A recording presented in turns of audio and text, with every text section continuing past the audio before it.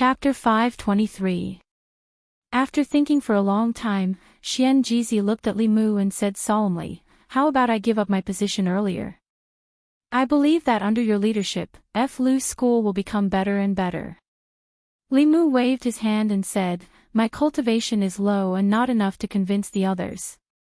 Senior brother, you should be the headmaster for now."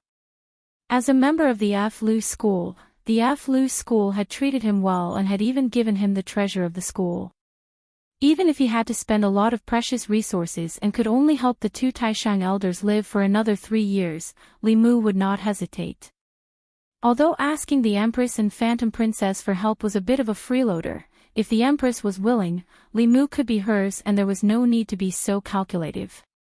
As for Phantom Princess, Li Mu had helped her so many times, so it would not be too much for her to help Li Mu once, right? The Empress said that after the materials were gathered, she would have Mr. May send it over. Li Mu did not think about it earlier and only now realized that he needed the help of a level 7 primordial spirit to write the Lu. If Mr. May sent it over, wouldn't he be possessed by Xian Jizi again? If he had a choice, of course he would want the Empress to possess him. So Li Mu took out the spirit snail again and told the Empress that there was no need to trouble Mr. May to make another trip. He would go back to Xindu to write the talisman himself. Before that, he had to go to the Yao Kingdom. Lu Hanyan and Li Qing stayed in the sect for the time being. Although the Empress had already reserved the Emperor's Qi for them, not everyone could be like the Empress, who could rely on the Emperor's Qi to reach level 7 when they were only level 5. Before her, the Shao royal clan had used large amounts of resources to forcefully push the Emperor or the Crown Prince to the 6th realm for safety reasons. Only then would they begin to inherit the Emperor's Qi. The two Grand Supreme Elders' 7th realm cultivations were so majestic that even if only a tenth of their Qi remained, they could still forcefully push the Creation realm cultivator to the see-through realm. In the history of Fulu School, quite a few heads had been promoted this way. Although the two Grand Shang elders had the intention of passing on their power to Lu Hanyan and Li Qing, Li Mu still did his best to do what he should do as a disciple of the Fulu school. The North County was not far from the Demon Nation. After a few hours, Li Mu had already appeared in the Thousand Fox Nation. Phantom Princess had already told Fox 6 to prepare the herbs that Li Mu needed. She asked Li Mu, "Is this enough? If it's not enough, you can go to the treasury and pick." "Enough, enough." Li Mu waved his big sleeve, and the pile of spirit herbs disappeared on the spot. He looked at Illusion Princess and said, "Thank you." Huanji rolled her eyes and said, "Why are you being so polite with me?" Li Mu said, "These things are very important to me. It's all thanks to you. Continue with your work. I'll go back first." Before he could fly up, Illusion Princess grabbed his wrist. She frowned and looked at him. She said, "You want to leave after taking things? How can there be someone like you? Also, it's already dark. Can't you stay for a night before leaving?"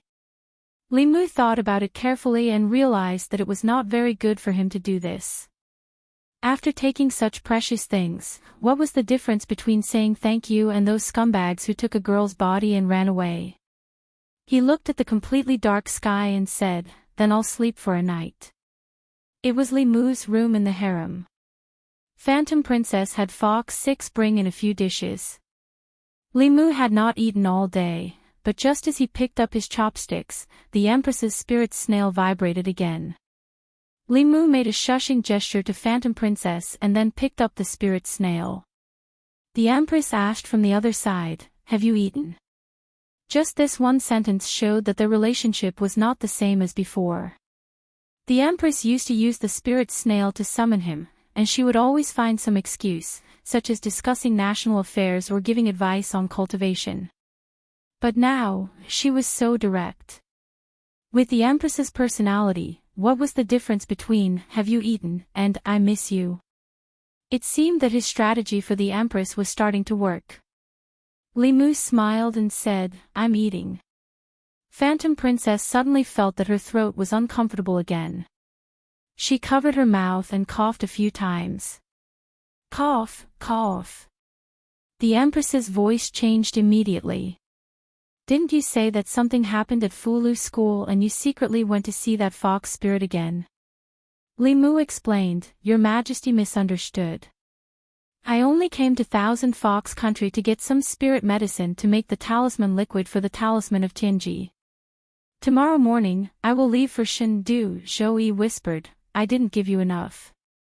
You still need to find that fox, Phantom Princess snorted and said, Unfortunately, I don't have anything here, but I have a lot of spirit medicine.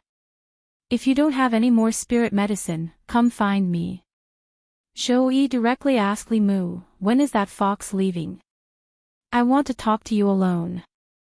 Phantom Princess said unhappily, You're the one who interrupted our meal. You should be the one leaving. Li Mu was in a dilemma. He had taken both the Empress and Phantom Princess's gifts, so no matter which one he sided with, he would be letting the other down. He put down his chopsticks and said, I have been running around for 2 days. I want to rest. Phantom Princess, you can go back first. Her Majesty should rest early too. Phantom Princess heard this and could only leave. After she left, Li Mu took out the spirit snail again and whispered, Your Majesty, she left. Zhou Yi said unhappily, I told you to stop looking for that fox. You didn't listen to me. She doesn't have good intentions towards you. Li Mu said, Your Majesty, don't worry. I will be careful. Without Phantom Princess's interruption, Li Mu and Queen's conversation became more casual. They talked about how they would live in seclusion in the fields and grow vegetables.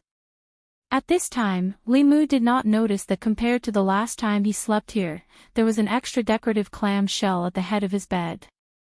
At the head of Phantom Princess's bed, there was also a clam shell that looked exactly the same. At this moment, she was sitting at the bedside and listening to the sound coming from the clam shell. However, the more she listened, the deeper her frown became. Li Mu and Zhou Qiong had actually decided to grow flowers and vegetables together in the future. What was their relationship? Could it be that Zhou Qiong had already obtained the advantage of being in a favorable position and had gotten Li Mu first? The more she thought about it, the angrier she got. When there was no sound coming from the clam shell, she immediately went back to the harem. Li Mu had just finished chatting with the Empress and was about to eat when Phantom Princess pushed the door open again. The Empress probably wouldn't call again tonight. Li Mu looked at her and asked, Do you want to eat together? Phantom Princess sat down across from Li Mu and asked in a low voice, Tell me honestly, what are your thoughts towards Zhou Yi? Li Mu thought for a long time and didn't plan to lie to her. He said, It's the thought of growing feelings over time. Phantom Princess said angrily, How can you face your wife? Li Mu said, My wife has already agreed. What? Phantom Princess was shocked. Lu Hanyan agreed to the matter between you and Zhou Yi. Is she crazy? Li Mu didn't answer, and Phantom Princess didn't need him to answer. She looked at Li Mu and asked, You have feelings for Zhou Yi over time. Then what are your feelings for me? You know that the Heavenly Fox clan will repay kindness, but you are still so good to me. You have given me a favor that I can't repay in my lifetime. What am I in your heart? Phantom Princess's expression was serious. Li Mu couldn't beat around the bush like before. The premise of growing feelings over time was to spend time with her. He and Phantom Princess didn't have long experiences together. During the longest time they spent together, he was the little snake and she was Lord Phantom Princess. No matter if it was Li Mu or her, they didn't have any feelings for each other. Now, the relationship between the two of them was that of the little snake and Lord Phantom Princess, that of the state preceptor and the queen, that of the six-tailed celestial fox and her benefactor. Their different identities were intertwined, and even Li Mu himself did not know what their relationship was. Phantom Princess naturally had an important place in his heart. But how important was it? Li Mu couldn't explain it with words. Li Mu walked to her side, grabbed her hand and placed it on his chest. He said, I don't know either. Why don't you feel it for yourself? Since he couldn't describe it with words, he would let her feel it for herself. Phantom Princess placed her hand on Li Mu's chest. She could clearly feel his emotions. She didn't know how to describe it. The only thing she knew was that she was very important in Li Mu's heart. She grabbed Li Mu's hand and placed it on her chest.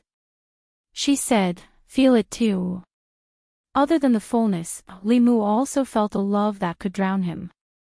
This was Phantom Princess's feelings for him. Phantom Princess looked at Li Mu and said, you also like me, but it's not as deep as I like you. But it's okay. You'll know how good I am in the future. She sat down again and took out a bottle of wine from the storage space. She poured a cup for Li Mu and herself. She said, I'm very happy tonight. Drink with me. Chapter 524. Who would reject the reasonable request of a woman who was full of love for him? Moreover, it was just a small matter like drinking with her.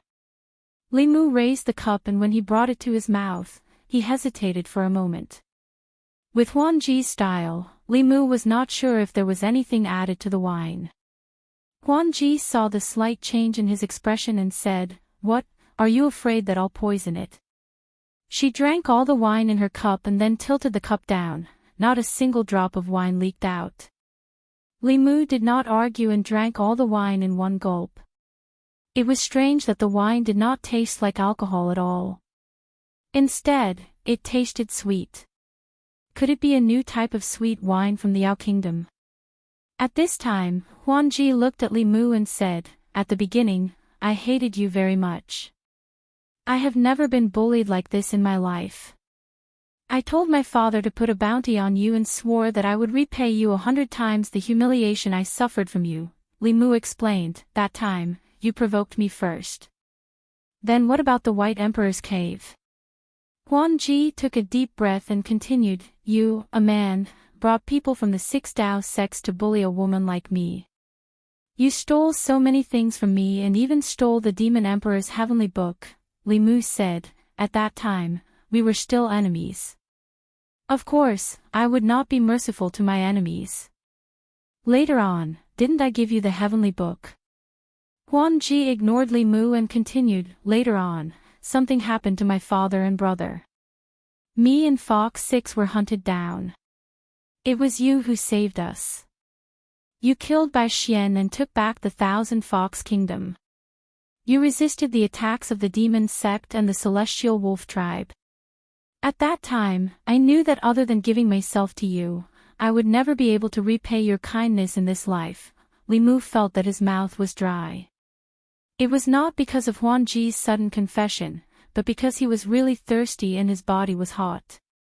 He poured another cup of wine and chilled it with his magic power. Then, he drank all the wine in one gulp, hoping to sober himself up. Phantom Princess was still rambling. She took off her shirt and looked at Li Mu. Don't you feel hot wearing so much? 1,000 Fox Country was in the middle of a mountain range, and the temperature was just right. With Li Mu and Huan Ji's cultivation, they were already immune to both heat and cold, so how could they feel the heat? He immediately realized where the problem was. He pointed at the jug and said to Huan Ji, this wine. Huan Ji looked at him with her charming eyes and asked, wine, what wine, where is the wine? Li Mu was stunned. Then what's in the pot? Huan Ji's face turned red as she lowered her voice and said, this is our Fox clan's acacia water. We drink it on the night of the Heavenly Fox clan's wedding. Every time you come, you leave quickly. I don't have time to develop feelings for you, so I can only use this method. Li Mu was shocked. He lowered his head and chanted, if the heart is as clear as ice, the sky will collapse. If the heart is as clear as ice, the sky will collapse. After chanting the clear heart chant, his heart quickly calmed down. However, his body was still unbearably hot. This chant had a miraculous effect on the heart, but it had no effect on the body. This heat and desire came from the depths of his body. Huanji took off her second layer of clothes and slowly walked towards Li Mu. She asked, "Since you also like me, why are you still resisting?" Li Mu clenched his teeth and said, "Feelings need to be cultivated." Huanji gently placed her hand on his chest and said, "It's not too late to cultivate in the future." Li Mu used his magic power to resist the desire in his heart. Huanji looked at him for a while and said, "I forgot to remind you. The more you use your magic power to resist, the faster the medicine will melt in your body. Feel it now, isn't your body soft?" She used her magic power that was far stronger than Li Mu's to push him onto the bed. She bit his ear and said with a seductive voice, "Just do it, inside the palace, on the roof of a certain hole." Hulu murmured, "Lord Huanji should succeed. That's the joyous union pill, no one below the upper realm can resist it." Hu Jiu didn't say anything. She grabbed the wine jar with one hand and drank it in one gulp. Some people were happy while others were sad. Tonight was Lord Huanji's big day. Tonight, Thousand Fox Country had another sad person. Early in the morning, Li Mu woke up from the soft bed. Huanji was already awake. She sat on the bed and combed her long hair. She looked back at Li Mu and said, "Don't worry, I will be responsible for you. As long as you are willing, you can become my empress now." Ouch! Before she finished speaking, she was pulled onto the bed. Li Mu's face darkened. He clenched his teeth and said, "Fox Demon, you asked for it. Thousand Fox Country, Imperial Palace Hole." The demon officials who had been waiting for a long time didn't see Her Majesty the Queen, but only Commander Hulu. Hulu slowly walked into the hall and said to the dozens of demon officials, "The Queen won't have morning court today. Disperse, Shendu Changle Palace." It had been a few days since Li Mu returned to Shendu. He brought back the materials for the second Tianji talisman from Thousand Fox Country. The two talismans that he and the Queen worked together to draw had also been taken back to Baiyun Mountain by Hyun Jinko. Lu Hanyan and Li Qing hadn't returned yet. Before the two grand elders died, they would pass on their life's knowledge and comprehension to the inner disciples. Other than Li Mu, all the core disciples of Fu Lu School had been summoned back to the mountain. Li Mu sat below the Empress, in his exclusive seat. He had already been reading a memorial for almost an hour. It wasn't that he had encountered a difficult decision, but he still couldn't accept that Huanji had forced him to lose his virginity. The Queen had warned him many times to be careful of Huanji, but Li Mu didn't take it to heart. It was too late to say anything now. He hadn't made any substantial progress with the Queen, but he had already done it with Huanji.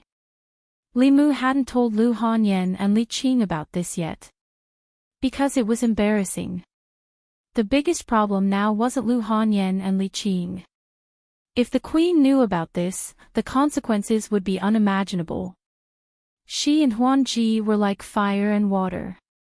She would definitely think that Li Mu had betrayed her. Li Mu secretly glanced at the Queen and lowered his head to continue reading the memorial. Zhou Yi also glanced at Li Mu and asked, "How did your cultivation level increase again?" "Were you?" Li Mu immediately stood up and said, "I didn't betray your majesty. The Grand Elder of Fu Lu School imparted his power to me." Zhou Yi finished speaking and looked at Li Mu again. "What did you say you betrayed?" Li Mu slowly sat down and lowered his head. "Nothing." Zhou Yi frowned and said, "I've already noticed. After returning from Thousand Fox Country, you've been absent-minded. Is that fox so attractive to you?" Li Mu's expression didn't reveal anything. He said seriously, "Your Majesty, you've misunderstood. I was just thinking that reality is so cruel. Even a seventh realm Grand Elder can't avoid reaching the end of his lifespan." Zhou Yi said, "What's there to think about? Everyone will die one day. 180 years is already a lot. A meaningful decade is better than a century." Li Mu said slowly, "Although that's the case, isn't cultivation for longevity? Most cultivators fight for their lives and only live a few years longer than normal people. What kind of cultivation is this? Shou-yi didn't agree with Li Mu's words. He said calmly, longevity isn't necessarily a good thing. If I had to choose, as long as I can spend my mortal life with the person I love, I'd rather not have a long lifespan. Li Mu said, I think so too. The two looked at each other. Li Mu's expression was calm. Shou-yi quickly looked away. Li Mu sighed. They were both rulers of a country. If the queen had half the initiative of Huan Ji, Ling would have a brother or sister by now. Chapter 525. After leaving Changle Palace, Li Mu went to the consecration department to take a look. Before he left, two high consecrators stopped Li Mu and asked, Lord Li, there were two strange phenomena in the palace a few days ago. What was that? Li Mu answered honestly, it was a strange phenomenon born from the talisman of heavenly secrets. The two rubbed their hands and asked nervously, the two talismans of heavenly secrets? Li Mu nodded and said, that's right. They are for you. Do a good job here. When the time comes, the two talismans of heavenly secrets will be in your hands. Hearing this, the two heaved a sigh of relief and said solemnly, Don't worry, Lord Li, don't worry, Her Majesty.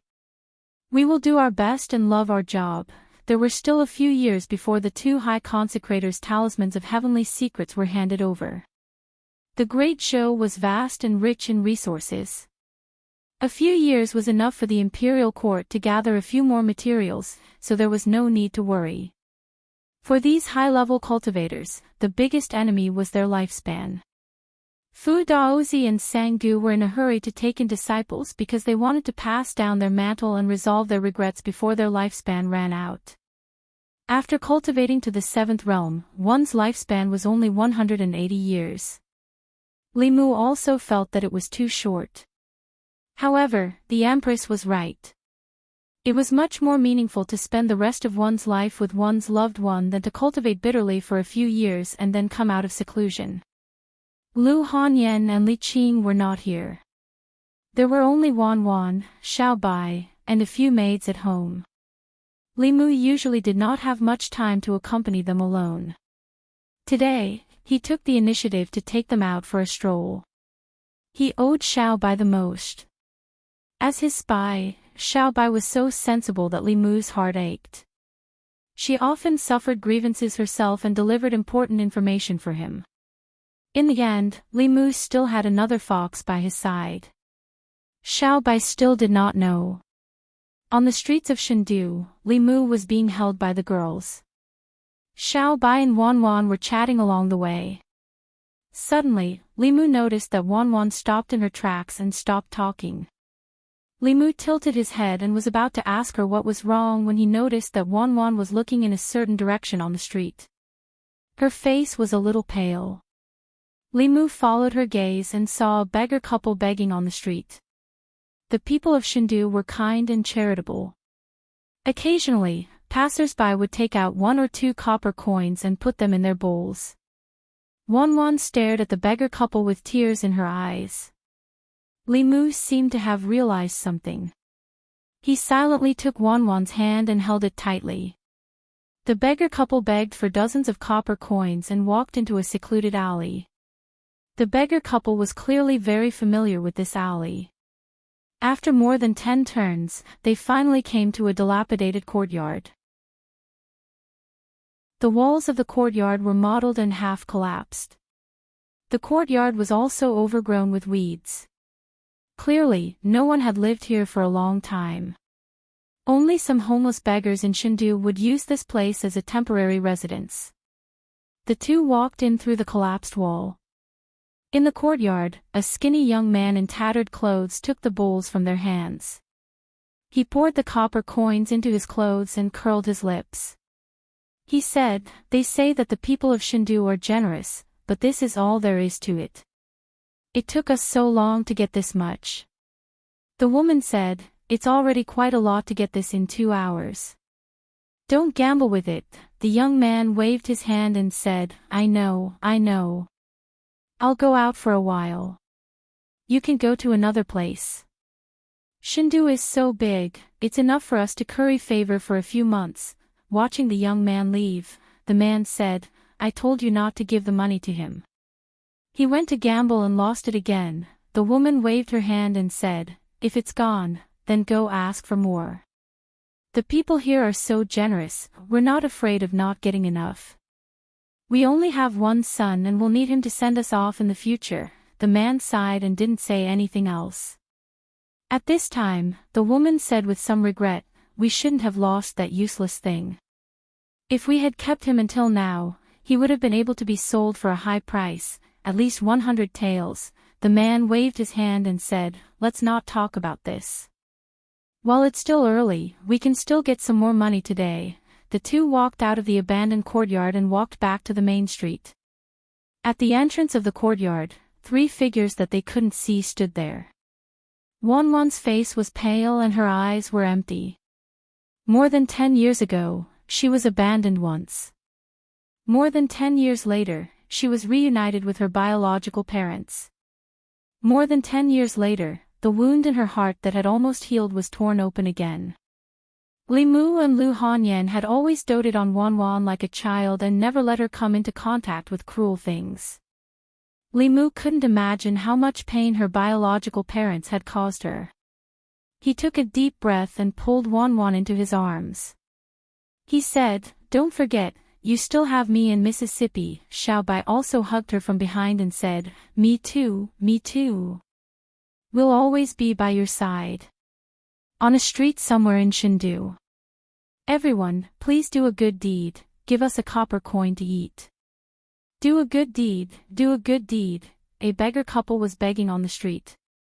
Beggars were rare on the streets of Shindu. There were opportunities everywhere. As long as they worked hard, they wouldn't have to beg on the street. Although the people felt that they were reaping without sowing, there would still be people who would be sympathetic and reward them with some money. The couple stood on the street and were whispering. The people on this street weren't as generous as the people on the previous street. 3 figures stopped in front of them. Standing in the middle was a man, and on either side of him was a beautiful young lady. The 3 of them were dressed luxuriously, and their auras were extraordinary. Such people were either rich or noble, and the 2 of them subconsciously bowed. The girl with an oval face on the right took out a banknote from her sleeve and put it in their bowl. Her gaze lingered on the beggar couple's faces for a long time. Then, she turned and left, never looking back. The 2 of them didn't dare to look at the girl from the beginning to the end. Their eyes were fixed on the banknote of 100 taels in the bowl. Their throats moved and they swallowed hard. Did I see wrongly? This is 100 taels. Although they heard that the people of Shindu were generous, they didn't expect that someone would be so generous as to give 100 taels to beggars. After coming back to her senses, the woman grabbed the banknote and hid it in her sleeve. Then, the 2 of them knelt down in front of the 3 figures who were already far away. They said joyfully, "Thank you, young master. Thank you, young miss." After the 3 of them walked past them, they didn't turn back to look at them.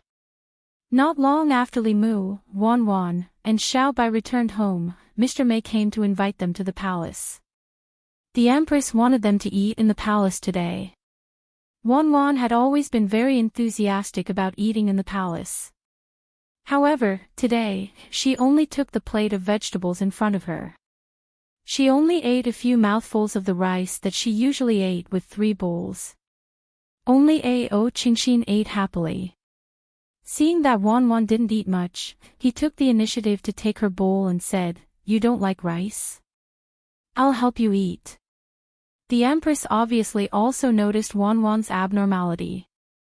After eating, she asked Li Mu to stay in Changle Palace and asked, "What's wrong with Wanwan? Did you bully her?" Li Mu shook his head and said, "Wanwan met her parents in Shindu today." Zhou Yi asked doubtfully, "Shouldn't she be happy about this?" Li Mu told her what happened today. Zhou Yi suddenly stood up and said angrily, how can there be such parents in this world? Li Mu looked at her. The Empress's parents weren't much better than Wanwan's parents.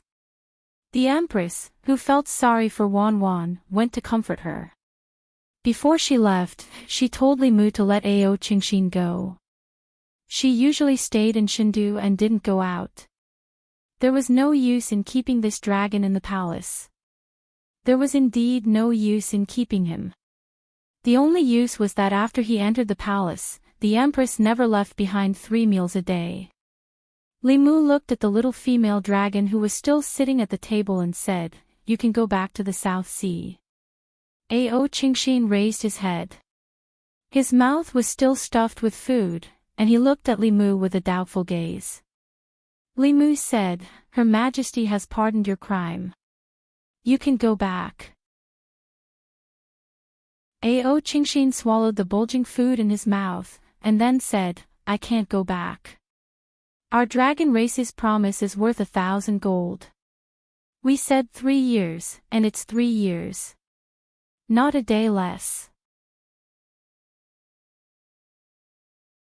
Chapter 526. Li Mu didn't want to leave, so he didn't force her. He only warned her, "You can eat whatever you want from now on, but don't steal Wanwan's food. Otherwise, I'll send you to the border to guard South Lake. You can eat the fish and prawns in the lake." Seeing her nod, Li Mu turned and left. Wanwan stayed in the palace for the time being. Xiao Bai thought of ways to make her happy. Li Mu left the palace and came to the consecration department. 2 great consecrators came out to welcome him personally and asked, "Lord Li, do you have any orders?" Li Mu waved his sleeves, and an image appeared in the air. There were 3 figures in the image. Li Mu looked at them and said, "Send someone to Peace Square.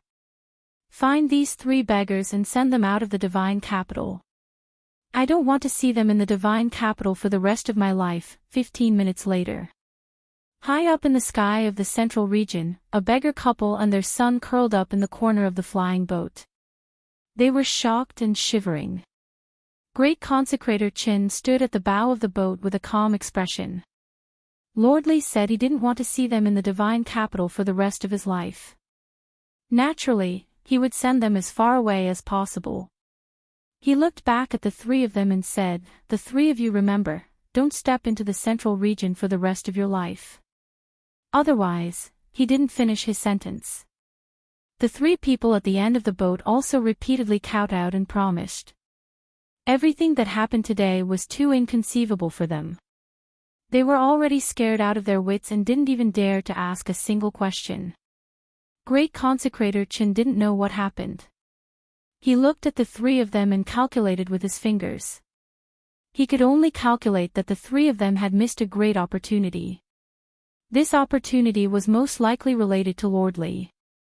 If they could form a good relationship with Lord Li, even if these 3 beggars didn't have great power for the rest of their lives, they could still be very rich. Unfortunately, they didn't know what they had done to cause Lord Li to hate them so much, so they missed this opportunity. Divine Capital.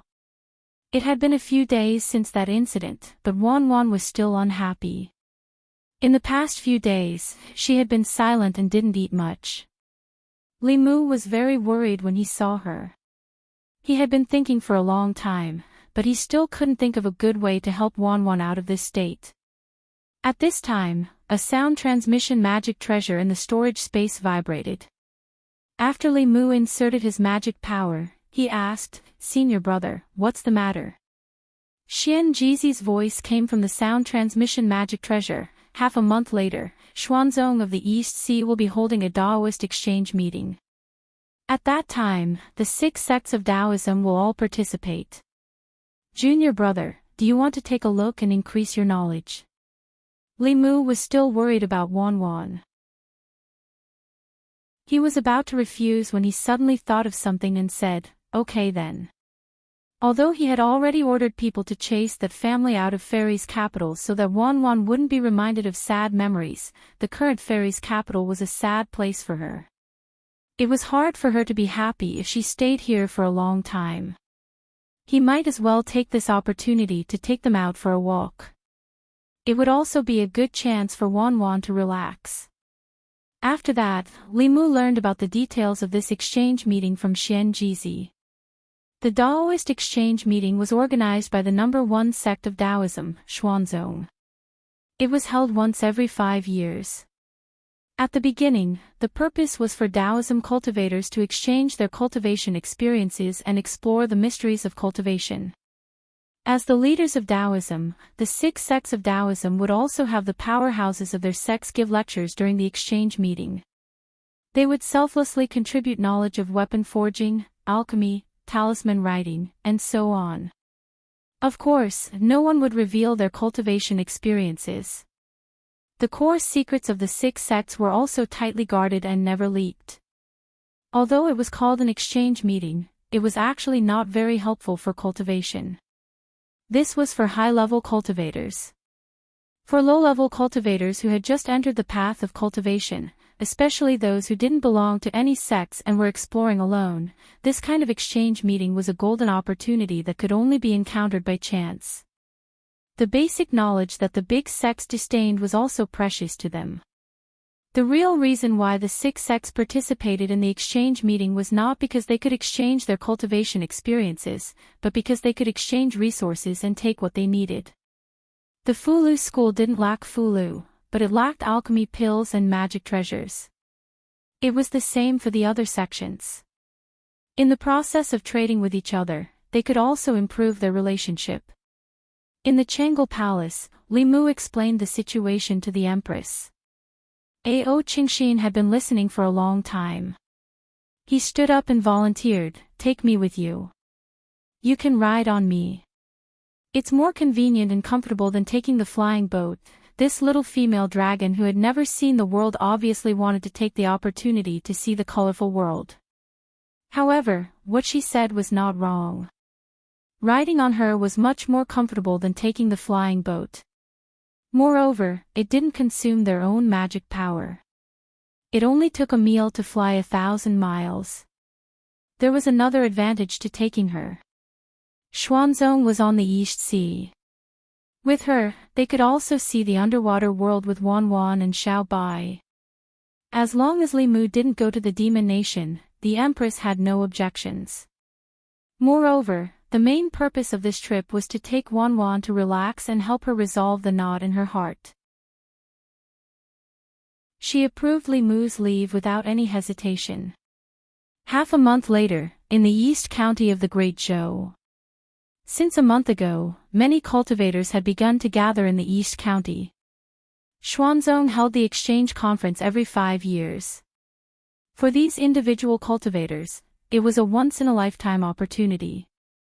They either hoped to hear the teachings of the powerhouses from the 6 sects or wanted to exchange for some useful items for cultivation. Xuanzong was on the East Sea, nearly 1,000 miles away from the East County. Cultivators above the 4th realm could cross this distance with their magic power. For those below the 4th realm, even if they learned how to fly, their magic power couldn't sustain it. Most of them chose to travel by boat. Some merchant ships in the East County didn't waste such an opportunity. They carried these cultivators between the coast of the East County and Xuanzong. Not only could they make a lot of money, but they could also get a group of guards with powerful magic power for free to protect them from the invasion of the Wu pirates. The exchange conference was about to begin. On the East Sea, there were more than 10 times more merchant ships than usual. The sun was shining brightly, and the sea and sky were the same color. Several figures stood on the deck, their faces full of longing and excitement. Xuanzong, the leader of the 6 Daoist sects, was the holy land in the hearts of countless Daoist cultivators. They only had the opportunity to get close to this place during the exchange conference every 5 years. In the crowd, a middle-aged man looked to the east and murmured, "I've been in the Jushen realm for 5 years. I hope I can encounter an opportunity this time and reach the transcendent realm." A young woman hugged a small bag tightly, hoping to use this precious spiritual medicine she found by chance to exchange for a protective immortal robe from the market.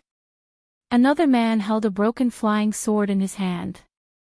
He breathed a sigh of relief and said, "I've finally gathered enough spiritual jades to exchange for a flying sword." On the surface of the sea, merchant ships sailed slowly. Occasionally, streams of light would streak across the sky and pass over their heads. Soon, they disappeared from sight. The people on the merchant ships looked at the figures in the streams of light with envy in their eyes. Those were the true powerhouses of the cultivation world. The realm of those seniors was the goal of most of them. "Look, what's that?" Suddenly, someone pointed to the sky. Everyone looked in the direction of his finger and saw a huge spirit ship sailing across the sky. There were many figures on the spirit ship. The speed of this spirit ship was much faster than their merchant ships. Soon, it disappeared into the horizon. Someone who was knowledgeable immediately recognized the origin of the spirit ship. He said, "It's the spirit ship of the Northern Sect." The Northern Sect's refining technique is the best in the Daoist sections. I hope to buy a high-grade Dharma treasure from the Northern Sect in this exchange conference. In every exchange conference, other than being able to listen to the Tao lectures of powerhouses for free, the thing that these itinerant cultivators looked forward to the most was being able to exchange for Fu-Lu, pills, Dharma treasures, and other items from the 6 Daoist sects. The names Fu-Lu School, Elixir Sect, and Northern Sect were a guarantee of quality. Everyone was on the merchant ships. Along the way, countless powerhouses flew over their heads. The light from their Dharma treasures was an eye-opener for them. Many of the youths who were participating in the exchange conference for the first time had a strange look in their eyes. At a certain moment, another ray of light appeared at the end of the horizon behind them. Under the gazes of the crowd, a huge white dragon roared from behind. Immediately, a series of exclamations erupted on the merchant ships. "Oh my God, what am I seeing? The dragon race. It's actually the dragon race. I've only seen the dragon race in books. Look, there are figures on the dragon race." When the huge dragon flew closer, they were shocked to discover that there were 3 figures standing on the huge dragon's head. From afar, they should be a man and 2 women. When everyone saw that, they were all stunned. Along the way, they had seen people riding swords, people riding boats, people flying in the sky, but they had never seen anyone riding a dragon. The dragon race was the most powerful and arrogant race in the world, yet it was used as a mount. Then, what kind of identity and strength did the person who rode a dragon as a mount have? Splash! The huge dragon flew over their heads. When it reached a certain part of the sea, it dived back into the water and never appeared again. While the cultivators on the surface of the sea were discussing, a different kind of scenery was under the sea. The dragon race was the master of the water race.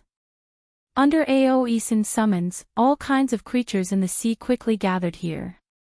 The huge whales swam slowly, the dolphins shuttled through the water, and the ferocious sharks became very obedient and swam around them. Li Mu looked at Wan Wan and Xiao Bai who were playing with the fishes. When he saw Wan Wan's face light up with a bright smile, he heaved a long sigh of relief. Chapter 527. On the surface of the East Sea, there was a gentle breeze. 4 figures emerged from the water without a single trace of water on them. Wan Wan and Little White's faces were flushed. This was their first time seeing the sea, and it was also their first time seeing the beautiful underwater world. The beautiful scene just now had clearly left an indelible impression in their hearts. Actually, it was not just them. It was also Li Mu's first time seeing such a beautiful scenery. Although he had been to the aquarium in his previous life, how could the feeling through the thick glass compare to being at the bottom of the sea? Li Mu looked at the blushing Wan Wan and said gently, "You don't owe them anything anymore. Forget about those unhappiness.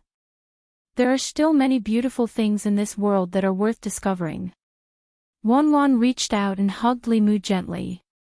She leaned her head on his chest and said softly, "Thank you, young master."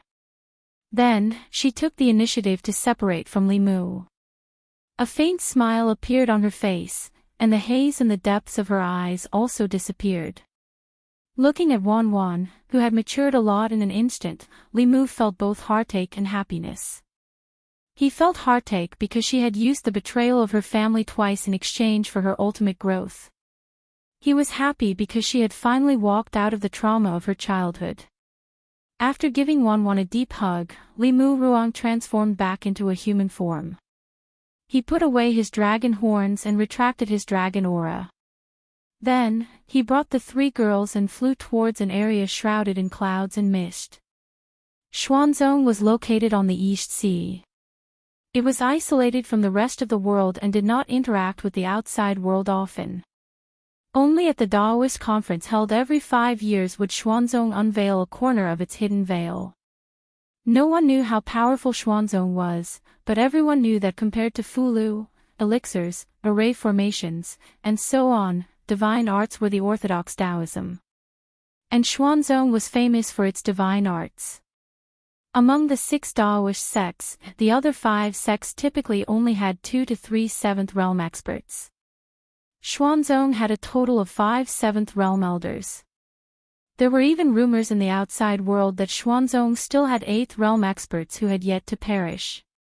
When Li Mu and the 3 girls flew to a large group of islands in the East Sea, they were also shocked by the scene before them. On the surface of the sea, dozens of islands formed a powerful formation.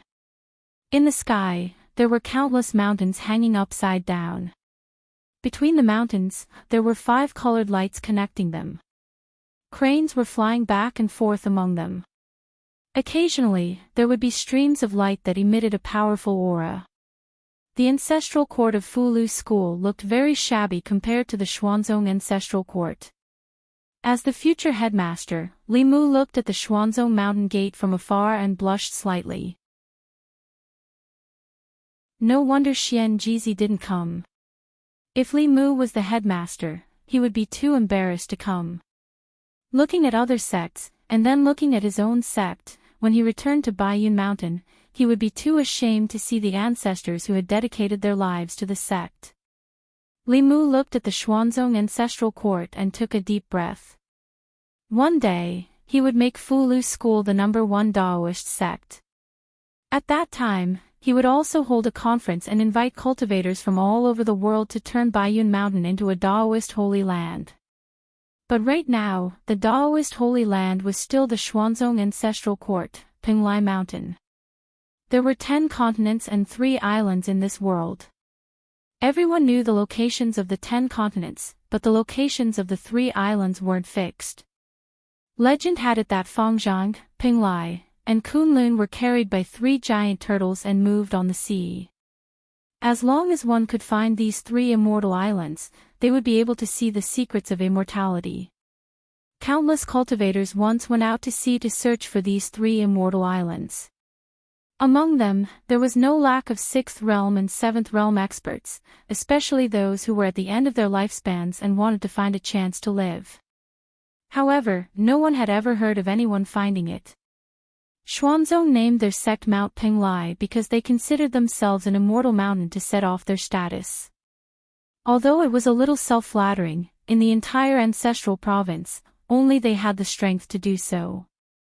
The area near Xuanzong had a large formation set up that prohibited flying. Li Mu brought the 3 girls to the front of the sect and entered Xuanzong with the cultivators who had just arrived. Not everyone could enter this conference. The entrance fee was 10 pieces of spiritual jade. For someone like Li Mu who was supported by 2 queens, 10 pieces of spiritual jade wasn't much. However, some rogue cultivators would still need to put in some effort to gather 10 pieces of spiritual jade. As the #1 sect of Taoism, Xuanzong's method was a little petty, but there was nothing to criticize. The cultivation of the Xuanzong disciples responsible for collecting spiritual jade at the entrance was not very high. They were only at the 2nd or 3rd realm, but their faces were filled with arrogance. They did not even look 5th realm cultivators in the eye. This was normal. In the #1 sect of Taoism, even if they were only guarding the mountain, they were still Xuanzong disciples. In their eyes, Even Xuanzong's dogs were superior to outsiders. Li Mu handed over 40 pieces of spiritual jade and entered Xuanzong with the 3 girls. Some of the cultivators who came here were alone, but most of them came in groups of 3 to 5. Most of the cultivators who came here wanted to exchange for some treasures. They did not need to worry about their own safety in Xuanzong, but that was no longer the case once they left Xuanzong. After every conference, there would be cases of people getting greedy for treasures and killing people for their belongings. After a long time, the cultivators who came here in search of fortuitous encounters learned to travel in groups. Even though the cultivators who came here came in groups, it was still very rare for a man to have 3 beauties by his side like Li Mu. This attracted the attention of many people. The male cultivators revealed looks of envy as they pointed at Li Mu's back. This person is so lucky. Apart from being a little handsome, he looks very ordinary. However, he has 3 beauties by his side. Could he be from some cultivation clan or the disciple of some large sect? The women of the cultivation world are not so superficial as to only look at the face. I think he must have an extraordinary background. Many female cultivators who walked through Xuanzong's entrance were also discussing softly. Look at his bearing. He must be the disciple of a famous sect. I don't think so. He's so handsome and fair. Maybe he's a Xiao Bai who was raised by a high-level woman, definitely not. If he was raised by a high-level woman, why would he have these 3 beauties by his side? It can't be that these 3 beauties are raising him, right? You don't understand. It's precisely because there are high-level women raising him that he can raise others. Of course, it's also possible that he has some special skills, which is why he has these 3 beauties following him. It'd be great if he was a disciple of a large sect. This person looks like a lecher. With my looks, if he takes a fancy to me, I won't have to worry about cultivation resources in the future. Forget it. With your looks, he wouldn't want you even if you gave him for free. You should just give up.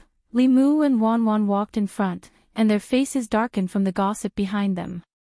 This group of gossipy women actually hit the nail on the head. His Dharma treasures, spirit medicines, and spirit jades basically all came from the Empress and Phantom Princess.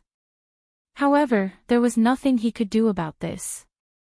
Putting aside the fact that he was not the Talisman Puppet sect master yet, even if he became the Talisman Puppet sect master in the future, and the entire Talisman Puppet sect would belong to him, he would not be as wealthy as Huan Ji or the Empress. They had the Demon Nation and the Great Zhou dynasty behind them. How could they compare to the strength of a nation? Li Mu couldn't refute these women's words even if he wanted to. He could only lead the 3 women a few steps forward and arrive at a large plaza ahead of them. The plaza's floor was paved with countless spirit jades. The entire plaza was divided into crisscrossing streets. The streets were very wide and filled with small stalls. There were tables set up by the stalls, and all kinds of cultivation supplies were placed on the tables. There were pills, fulu, dharma artifacts, books, and so on. Behind the tables, there were people loudly hawking their wares.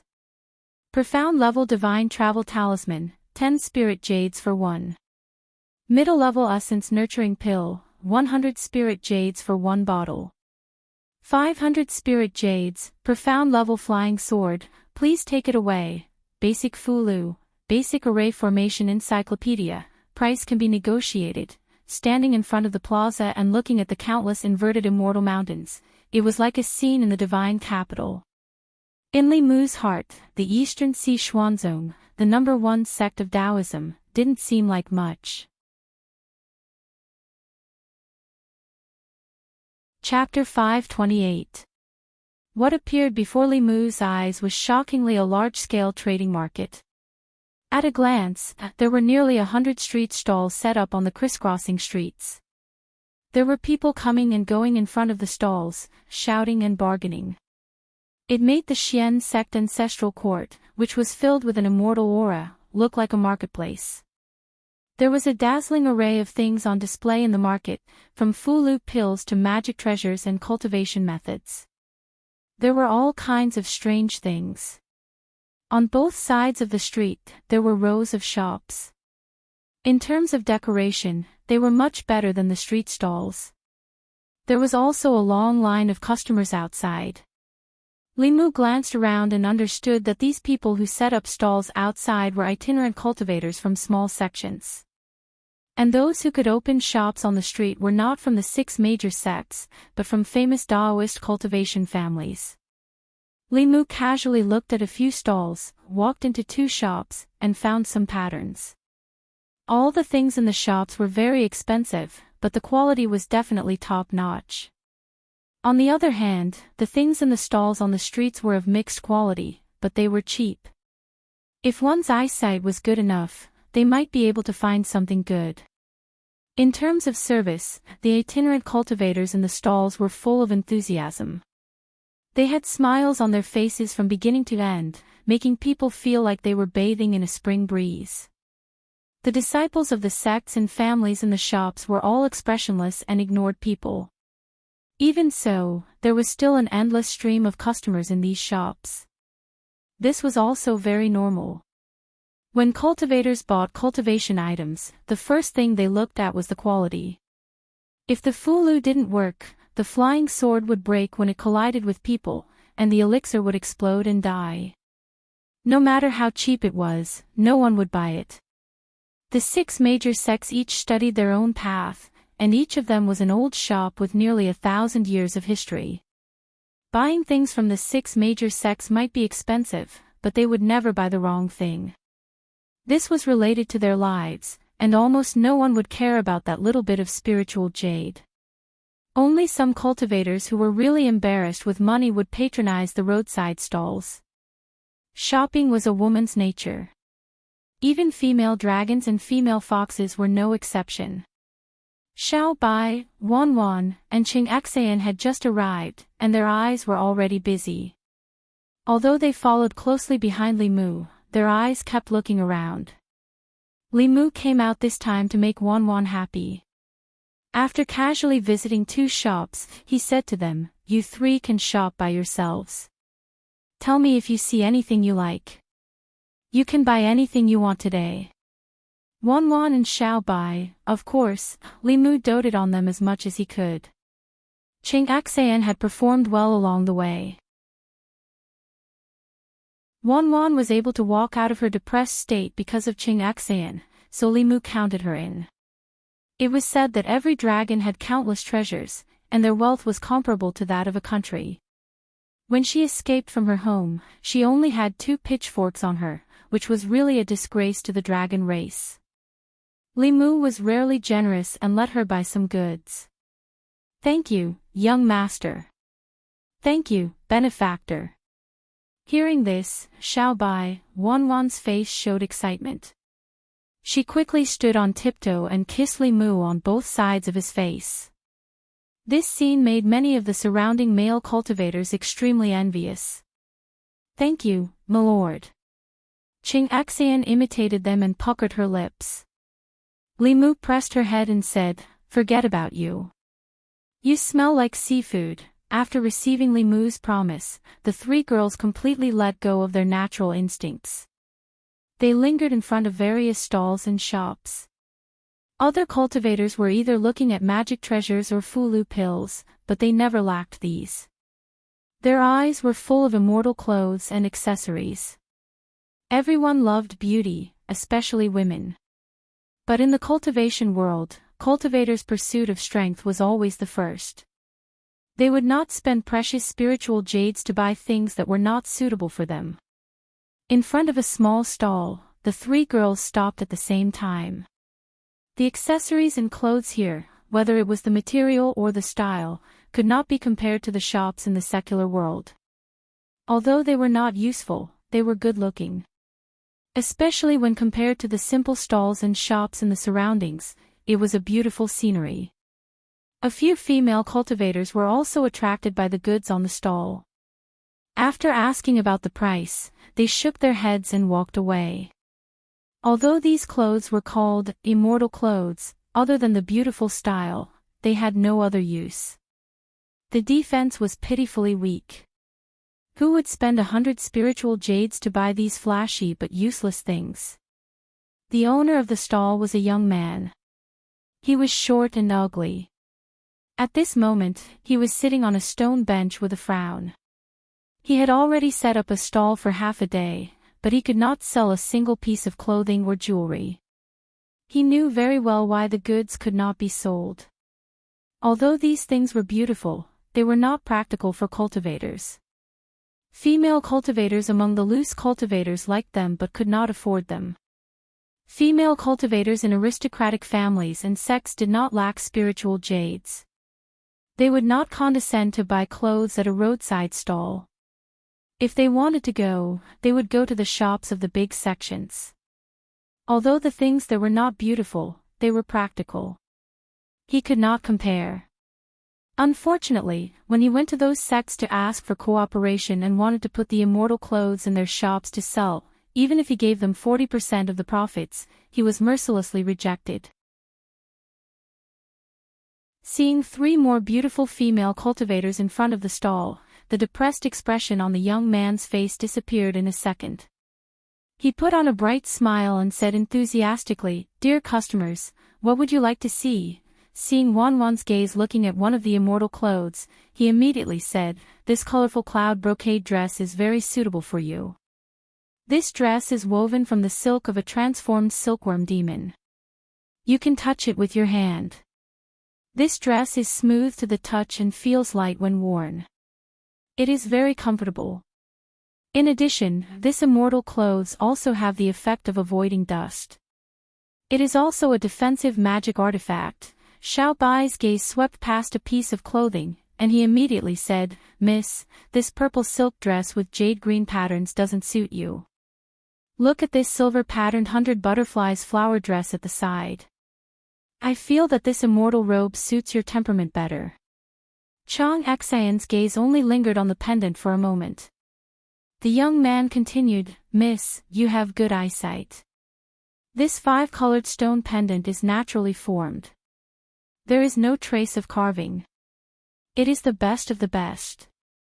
As long as you pay 200 spirit jades, you can have it." This young man was obviously very good at promoting. With just a few words, Wan and the others were tempted to buy. Li Mu saw that and did not stop them.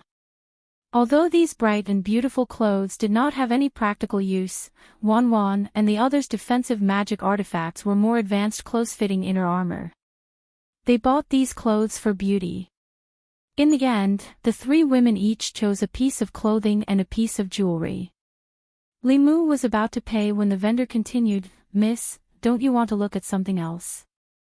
You just chose autumn clothes. There are spring, summer, and winter clothes here. Look at this lotus leaf feather gauze dress. It is very suitable for summer. And this cloud butterfly dress is the best choice for spring clothes. If you miss this opportunity, you will have to wait 5 years."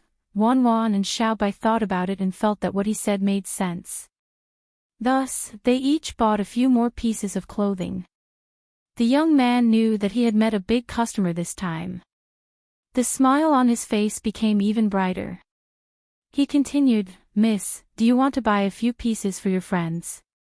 If there are more than 20 pieces, I can give you a 10% discount for each piece. If you buy 10,000 spiritual jades this time, I will give you a 20% discount next time."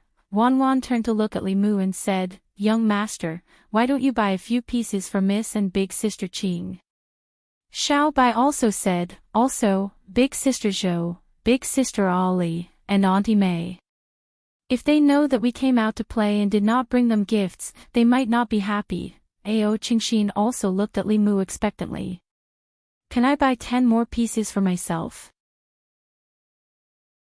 Although Li Mu did not lack spiritual jades, his spiritual jades did not grow on trees.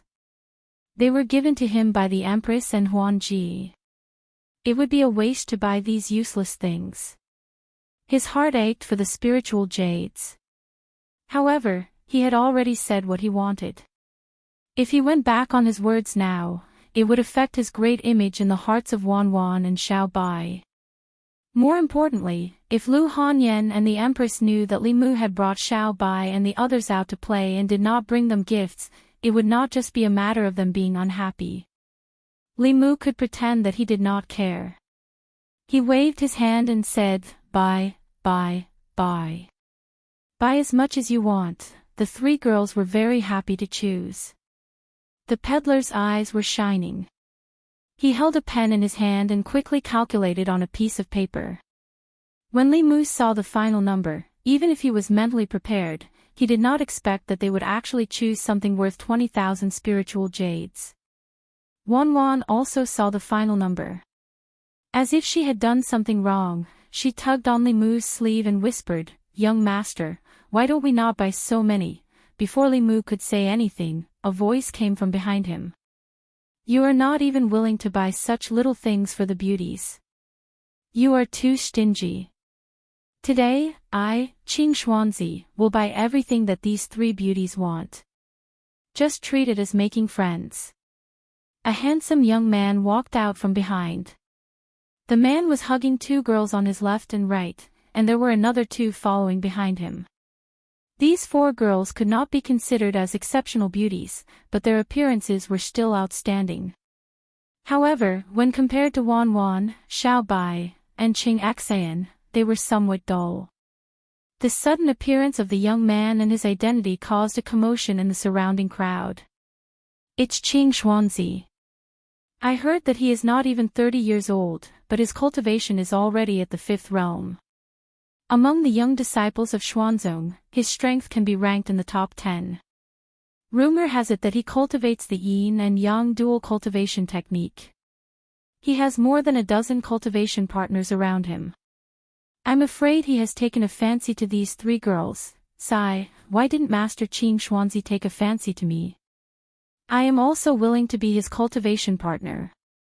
The young man beside the three girls also has an extraordinary aura. He doesn't look like an ordinary person. So what? Even if he has a small background, can he compare to the core disciples of Xuanzong? One who was unaccountably solicitous was hiding evil intentions. This guy who called himself Qing Xuanzi belittled Li Mu and raised himself up as soon as they met. His gaze did not leave Xiao Bai and the other two girls for even a moment. Li Mu looked at him indifferently, quietly waiting for his performance. Qing Xuanzi smiled at Xiao Bai and Wan Wan and said, "I'm Qing Xuanzi, a 4th-generation disciple of Xuanzong. I don't have any other intentions. I just want to get to know the three of you." Without waiting for Xiao Bai and the others to speak, he looked at the young stall owner and asked, "How many spiritual jades do the three beauties want? I'll pay for them." No matter who paid, the spiritual jades would be in his hands.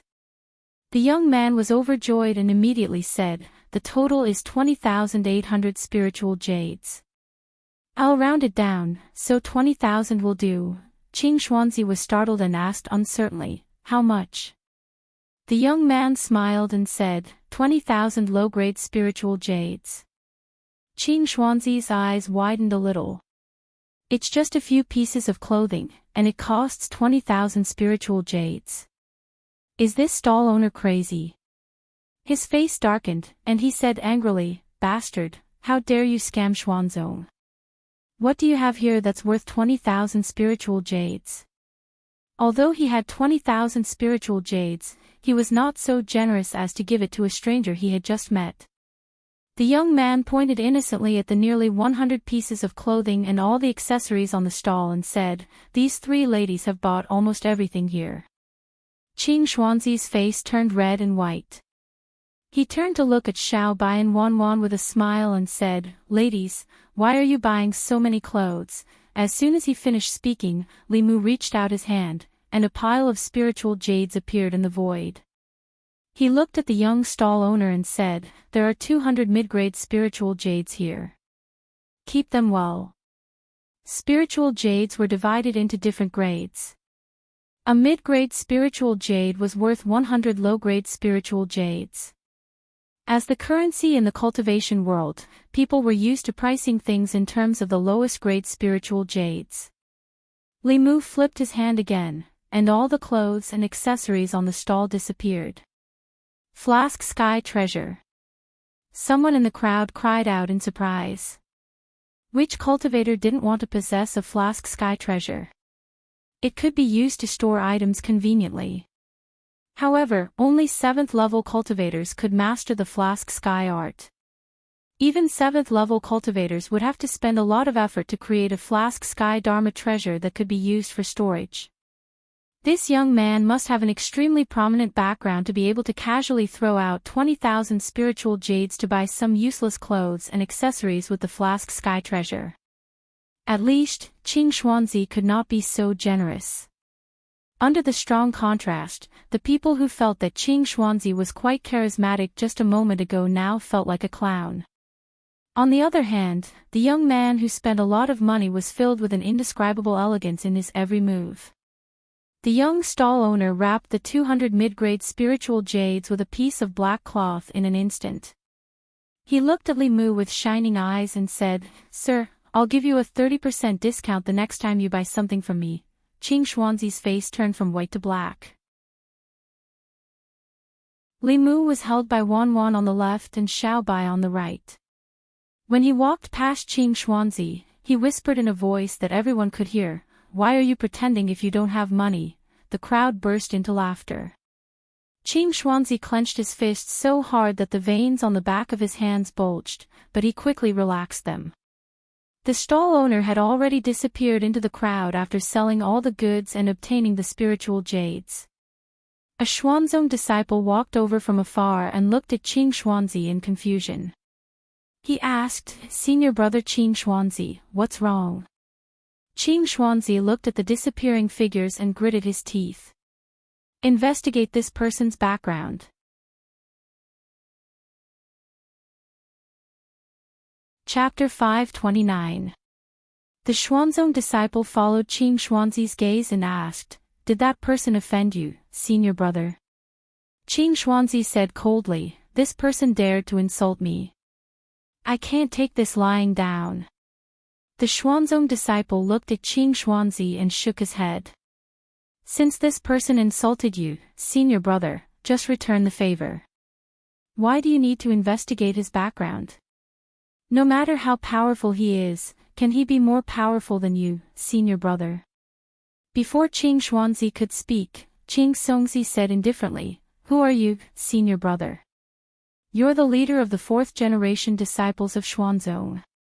No matter what his background is, whether he's a disciple of the 5 sects, a disciple of an aristocratic family, or a royal family of a country, can he be more powerful than you, senior brother?"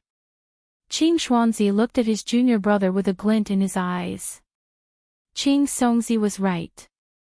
He was one of the 10 core disciples of Xuanzong. As the head of the 6 Taoist sects, Xuanzong was above the secular imperial power. The core disciples of the other 5 sects couldn't be compared to him in terms of status. As for those aristocratic families and the secular imperial family, they couldn't be compared to Xuanzong. What did he have to be afraid of? As if he thought of something, he looked at Qing Songzi and said indifferently, "Junior brother, you seem to want me to have a conflict with this person." Qing Songzi shrugged and said helplessly, "What are you thinking, senior brother? I just think that you're too cautious and you're embarrassing Xuanzong. If you're worried that this person has a powerful background and you don't dare to provoke him, I'll help you find someone to investigate him. But it might take some time, so please be patient, senior brother." Qing Xuanzi waved his hand and said coldly, "No need to investigate.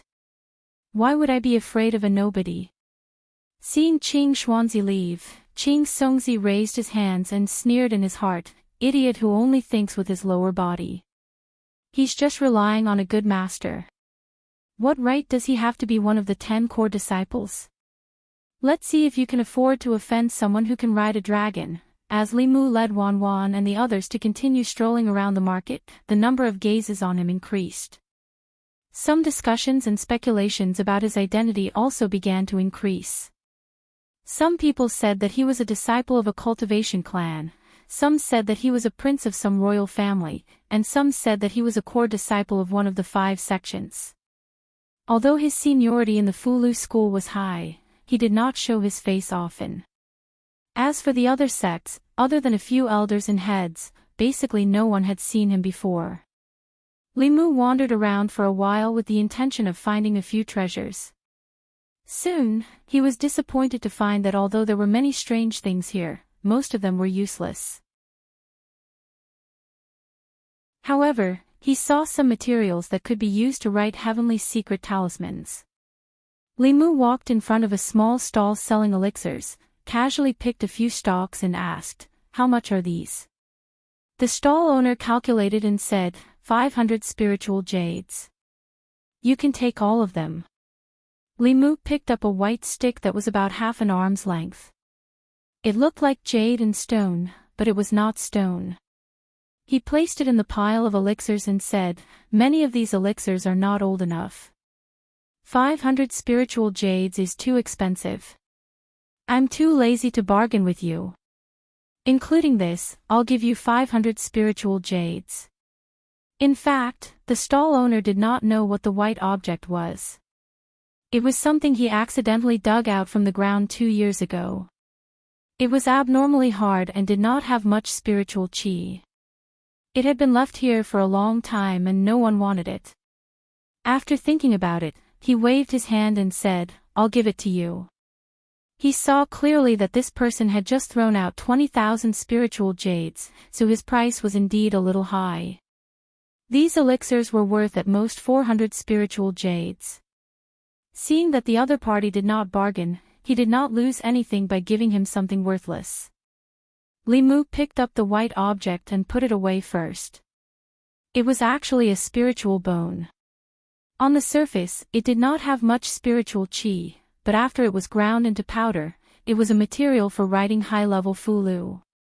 Judging from the appearance, the owner of this bone was at least at the 6th Dongxian, if not the 7th realm transcendence. Limu was about to put away these elixirs when a voice suddenly came from the side. "I'll take these elixirs for 600 spiritual jades." Limu turned to look at Qing Xuanzi, who was expressionless. The stall owner naturally wanted to sell more spiritual jades, but he had already promised someone. If it were someone else, he might still reluctantly sell to the young man who made the first bid. However, this was Qing Xuanzi, Xuanzong's core disciple. He could not afford to offend him in Xuanzong's territory. He was in a dilemma. Limu saw the stall owner's dilemma and said with a smile, "In that case, let him have this elixir." The stall owner breathed a sigh of relief and quickly said, "Thank you, young master. I'll give it to you as an apology." Limu did not even look at Qing Xuanzi and continued to pick up treasures. One moment, he had his eyes on a flying sword, the next moment, he had his eyes on a bottle of medicinal pills, and the next moment, he had his eyes on a cultivation technique. However, every time he wanted to buy it, Qing Xuanzi would step in and buy it at a price that was 100 spirit jades higher than his. Limu would always give in. Wanwan gritted her teeth and said, "This person is too hateful. He always steals what we want." Limu smiled and said, "It's okay. The highest bidder gets it. This is the rule.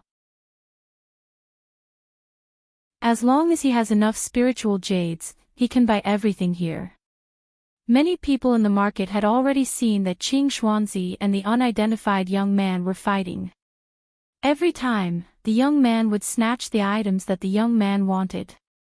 At first, they thought that the two of them would have a conflict because of this. However, the young man seemed to be very magnanimous. After being robbed by Qing Xuanzi several times, he was not angry at all. After watching for a while, everyone saw the clues. It was not that the young man was magnanimous. He was clearly toying with Qing Xuanzi. He deliberately pretended to be interested in those items. His goal was to waste Qing Xuanzi's spiritual jades. Qing Xuanzi was a core disciple of Xuanzong. Although his cultivation was high, he obviously did not know the ways of the world. He thought that he had benefited, but in fact, he had been played like a monkey. Qing Xuanzi followed behind Li Mu and gradually realized that something was wrong. Seeing the expressions of the people around him and the whispers in the distance, his face became even gloomier. When he saw Li Mu pick up another flying sword and was about to pay the stall owner with spiritual jades, he did not make a move, which was rare. Seeing that Qing Xuanzi did not make a move, Li Mu put away the spiritual jades that he had already taken out and said to the stall owner apologetically, "I'm sorry, I suddenly don't want them." When Qing Xuanzi saw this, how could he not know that he had been toyed with? His face was livid, and he wanted to draw his sword and fight this person. However, he also knew that he was not in the right now. Once he made a move, even if he won, he would be talked about. He took a deep breath and forcefully suppressed his anger. Seeing that Qing Xuanzi did not fall for it, Li Mu walked to a small stall. The stall owner was a middle-aged man with a cultivation at the third realm. His hair was messy, and his beard was unshaven. He looked rather sloppy. Li Mu pointed at an item on the stone table in front of him and asked, "How much is this?" The stall owner was fiddling with a pile of items on the stone table.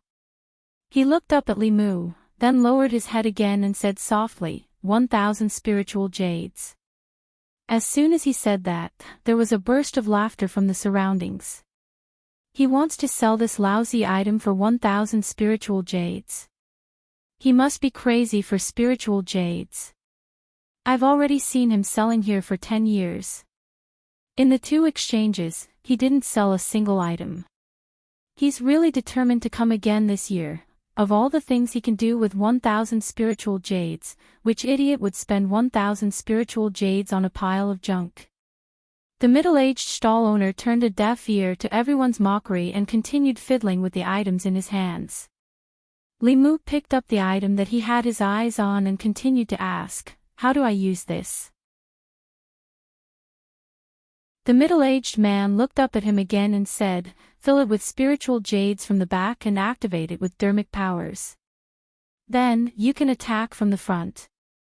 Li Mu looked at the item in his hands. Although it was small, it was heavy. The back was square, and the front was a hollow iron cylinder.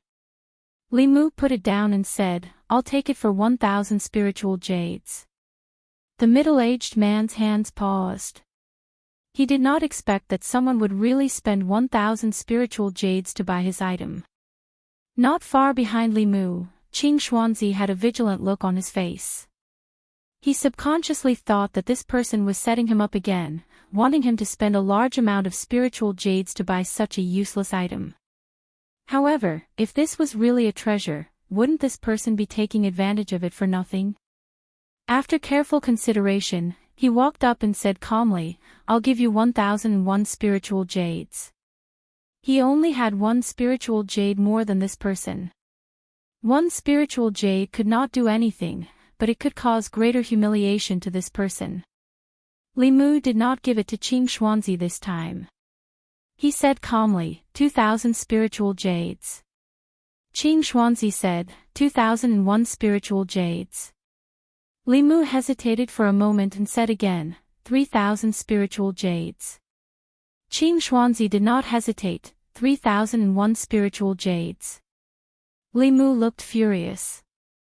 He looked at Qing Xuanzi and said angrily, "What are you trying to do?" The angrier Li Mu was, the happier Qing Xuanzi felt. He glanced at Li Mu and said calmly, "It just so happens that I have my eyes on this item as well. The highest bidder gets it. Even if it's 1 spiritual jade higher, it's still high." A useless piece of trash was actually bid 3,000 spiritual jades by 2 people. The onlookers were dumbfounded. Was this the world of rich people? Li Mu looked extremely pained. He squeezed out a few words from between his teeth, 4,000 spiritual jades. Qing Xuanzi also hesitated for a moment this time, but when he saw Li Mu's expression, he said decisively, 4,001 spiritual jades.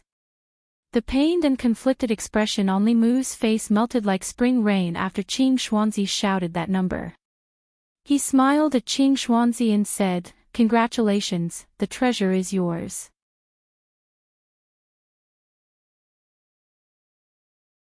Chapter 530. In the market, when Qing Xuanzi bought the treasure with 4,000 spiritual jades, the crowd was stunned for a moment, and then there was a lot of laughter. It was not common to see a core disciple of Xuanzong being played like this so many times. Qing Xuanzi stood there in a daze, and his face turned from green to black. He was played again. This damn guy made him spend 4,000 spiritual jades to buy a piece of trash. Hearing the laughter around him, Qing Xuanzi's face sank. He took out 40 mid-grade spiritual jades and 1 low-grade spiritual jade and placed them on the stone table in front of the stall owner. Although he was distressed and angry, he had to pay the spiritual jades. Otherwise, he would lose Xuanzong's face. At this moment, his hatred for the person in front of him was monstrous. He took a deep breath and suppressed the anger in his heart. He looked at the stall owner and asked, "How do I use this?" The stall owner put away the spiritual jades and pointed at a groove behind the item. He said, "Inlay a spiritual jade here and activate it with spiritual power. It will launch an attack from here." Qing Xuanzi did as he was told and inlaid a low-grade spiritual jade into the groove behind the item. He aimed the metal cylinder at the front at the empty space in the distance and activated it with spiritual power. The spiritual jade disappeared instantly, but there was no attack from the metal cylinder.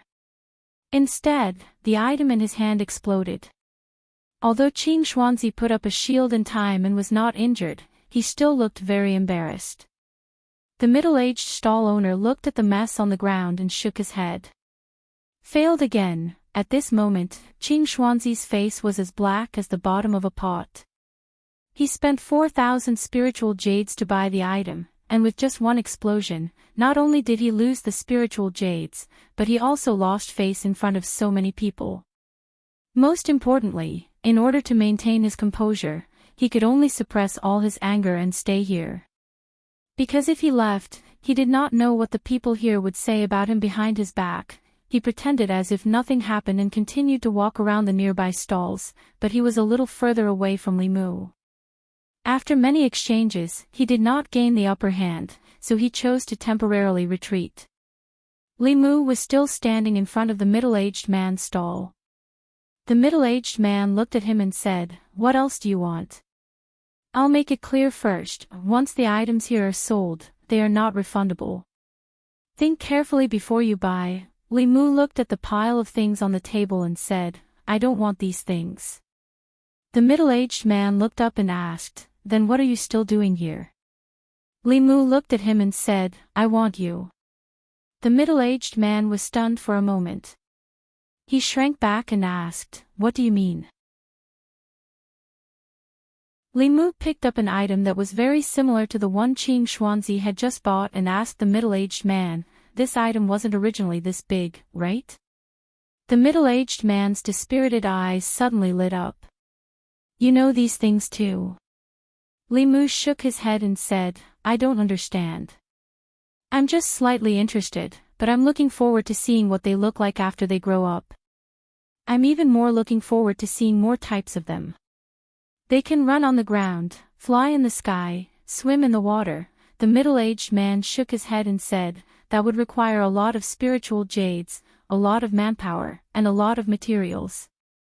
Li Mu smiled and said, "I lack everything, but I don't lack people, spirit jades, or materials." The middle-aged man breathed quickly and said, "If you can provide me with these things, I'll give you my life." Li Mu shook his head and said, "I don't want your life. If you need these things, come to the Department of Worship in the divine capital of Great Zhou and find me. My name is Li Mu." The middle-aged man was silent for a moment. He looked up and said, "You can call me Mo Li." Li Mu raised his eyebrows. "The successor of the Mahist." The middle-aged man lowered his head and said with a complicated tone, "I didn't expect that there would still be people who remember the Mahist." Not long after, Li Mu walked in the market. Wan held Li Mu's arm and asked in confusion, "Young master, what did you mean by what you said to that person? Li Mu smiled and didn't explain too much. He only said, he is a very capable person. I invited him to work for the imperial court. After walking around the various streets and seeing that they were not as curious as before, Li Mu planned to take them to the Fulu school shop here. He had just taken 2 steps when his right wrist was suddenly gripped tightly. He looked to his right and found that Qing Xan was holding his hand tightly. Her eyes were fixed on a stall. That stall sold all kinds of cultivation books. There were Fulu basics, alchemy basics, and array basics. Qing Xan's gaze was fixed on one of the books. It was a thin book, but there were only a few crooked glyphs on the book. Li Mu didn't recognize a single word. He knew the Great Zhou language, the Shen language, and the Yao language, but he had never seen the one in front of him. Qing Xan didn't say anything, but she had already conveyed her intentions to Li Mu. Li Mu walked toward the stall, but a figure beat him to it. Qing Xuanzi walked to the stall and picked up the thin book. He asked the stall owner, "How much is this book?" The stall owner bought this strange book from the secular world with a few taels of silver. He didn't recognize the words on it.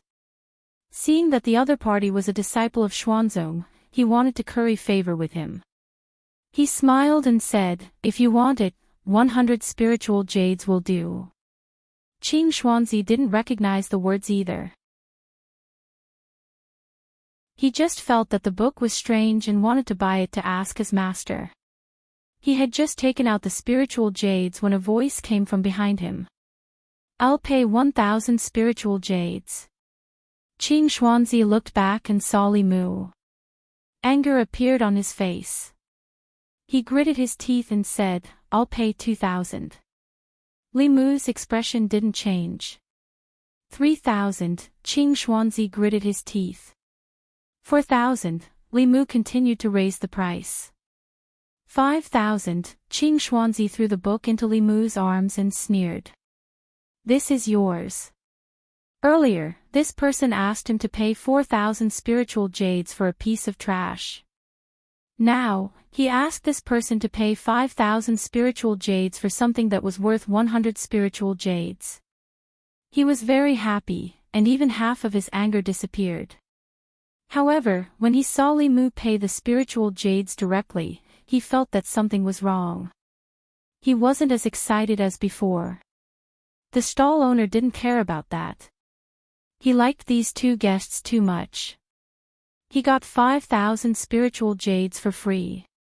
This trip to Xuanzong was complete. He was worried that the other party would go back on his word, so he immediately packed up and left as fast as he could. The people around shook their heads. Although this mysterious young man was smart, he still fell for Qing Xuanzi's trick this time and lost 5,000 spiritual jades for nothing. They had never seen 5,000 spiritual jades in their lives. Li Mu walked to Qing Xan and asked her with uncertainty, "Are you sure this book is worth 5,000 spiritual jades? Can you understand it?" Qing Xan whispered, "Of course, this is the secret text of the dragon race." Li Mu was stunned for a moment, then asked, "What's written on it?" Qing Xan didn't translate for him. Instead, she bit the tip of her finger and dripped a drop of blood on it. After her blood dripped on the page, it disappeared.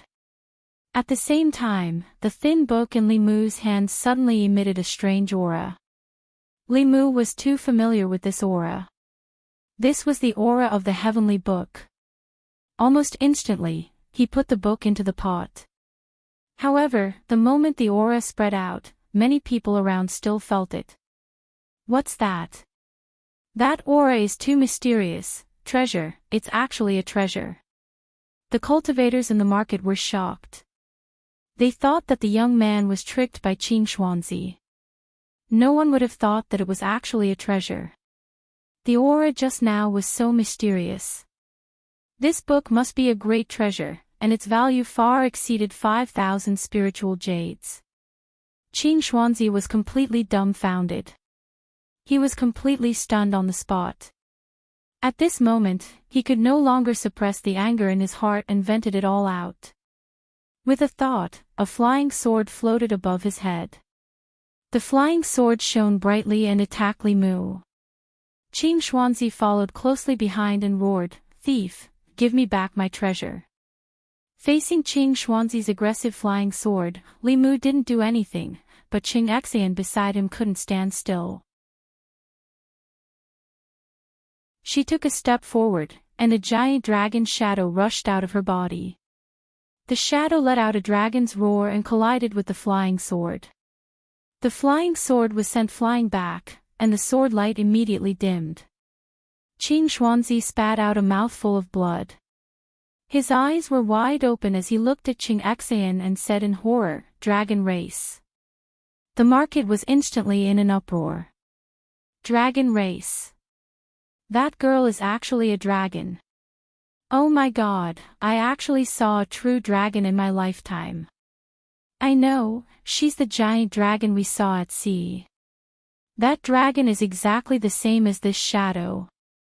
Then this young master is the powerhouse riding the dragon. Who is he? He's so rich that he even has a dragon mount. After Qing Xuanzi and Qing Xian released their auras without restraint, a few figures suddenly flew out from the immortal mountain hanging upside down in the sky. Their voices were heard before they arrived. Who is so bold to be so presumptuous in my Xuanzong? An old man flew down from above. Someone in the market blurted out, "It's Elder Hua Yangzi. His cultivation is only one step away from Dongxian, far surpassing Qing Xuanzi. This person is in trouble." Amidst the discussion, the old man floated over. However, when he flew to the market and saw Li Mu, his originally tense face immediately became respectful.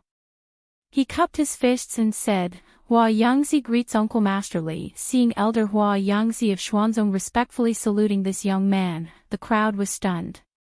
Uncle Master.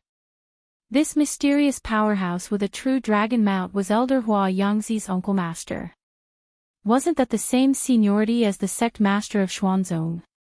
Qing Xuanzi was even more shocked and frightened. Hua Yangzi was his Uncle Master. Didn't that mean he had to call Hua Yangzi his Uncle Master? Li Mu didn't know many of the elders of Xuanzong. Other than Immortal Miao Dun, there were only the 5 people who had been to Emperor Bai's cave residence. The old man in front of him was one of the 5. Li Mu glanced at him with one hand behind his back. He looked at Qing Xuanzi and said lightly, "Xuanzong has taught a good disciple."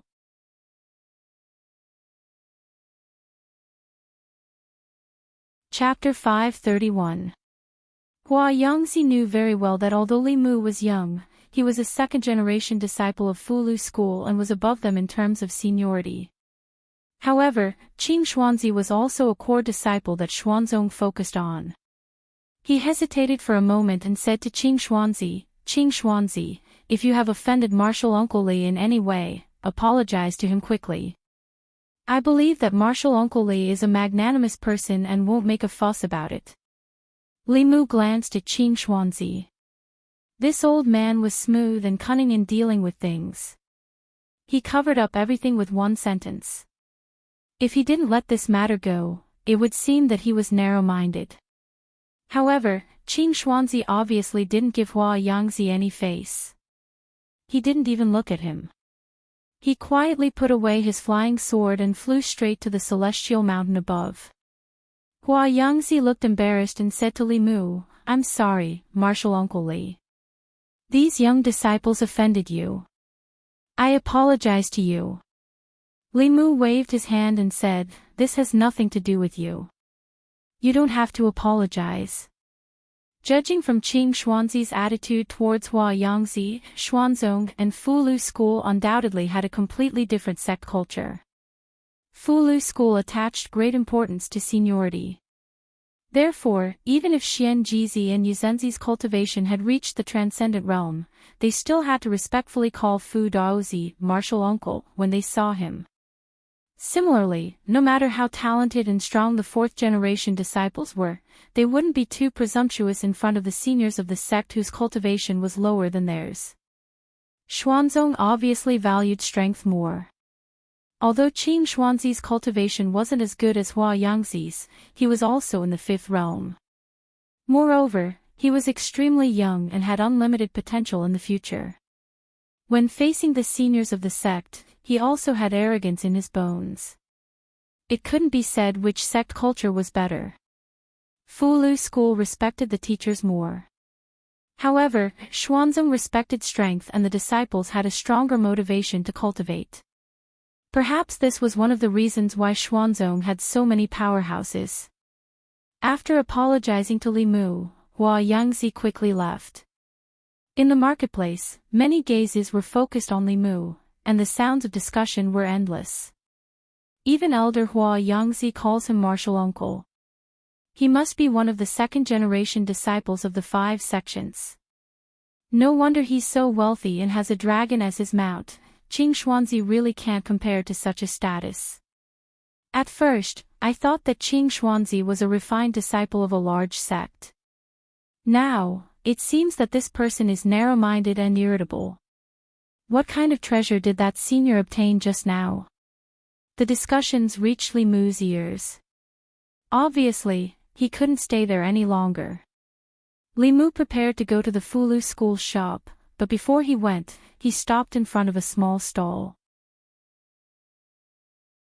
This stall was where Qing Xuanzi had snatched the spirit herbs and Li Mu had obtained the spirit bone. He reached out and threw a jade bottle to the stall owner, saying, "Refine it well. It's enough for you to break through to the transcendent realm." The stall owner was stunned for a moment. He opened the bottle and immediately smelled a refreshing pill fragrance. With just a whiff, his stagnant cultivation seemed to have loosened. He immediately put away the jade bottle and excitedly bowed to Li Mu. "Thank you, senior." Li Mu waved his hand and left with Wan, Xiao Bai, and the other 2. The stall owner held the jade bottle tightly in his hand, his eyes full of gratitude. It was easy to find the Fulu school shop here.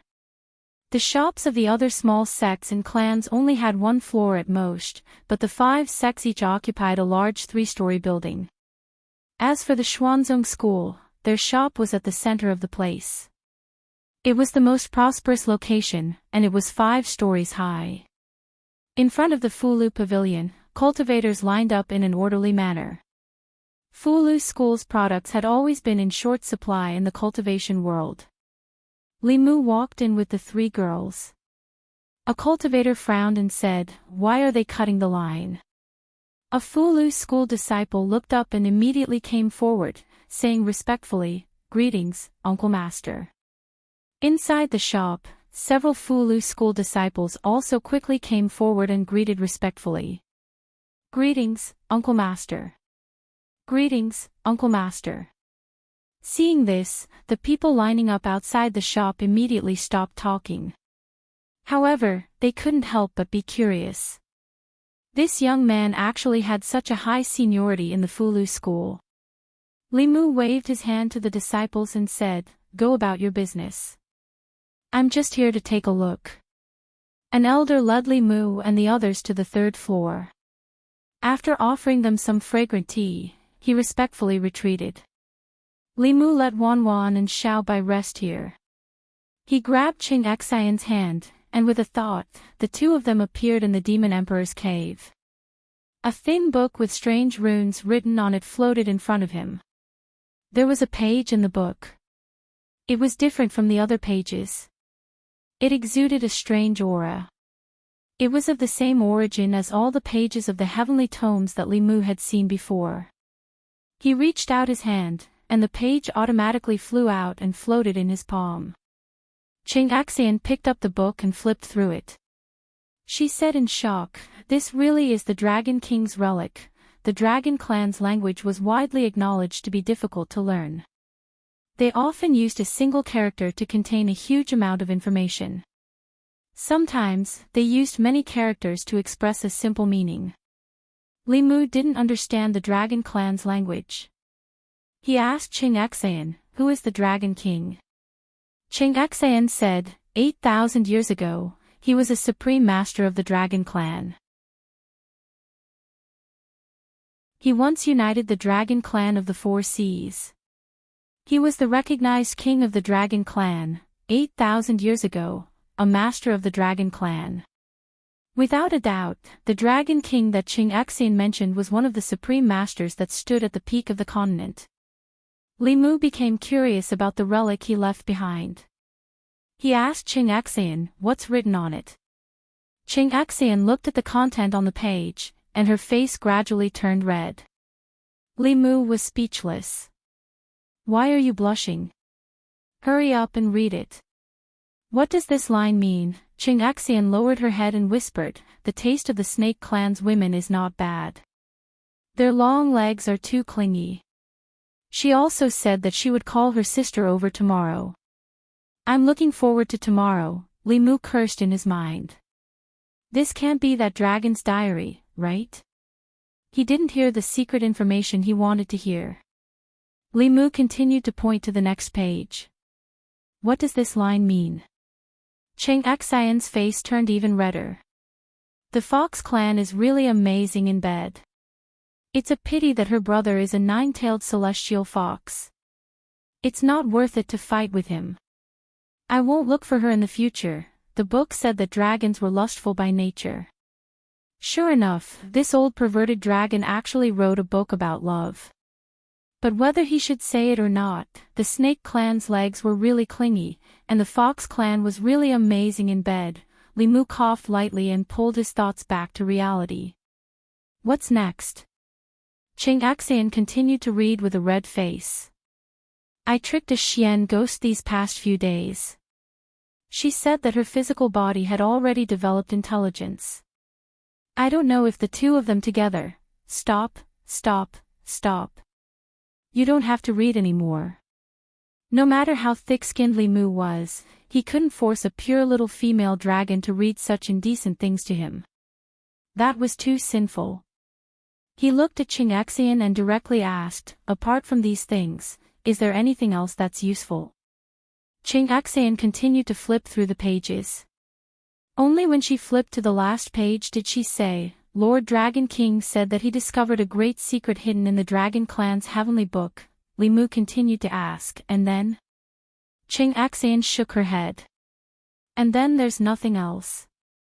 This broken chapter dragon made Li Mu's heart itch. However, he didn't say anything. Li Mu could see for himself.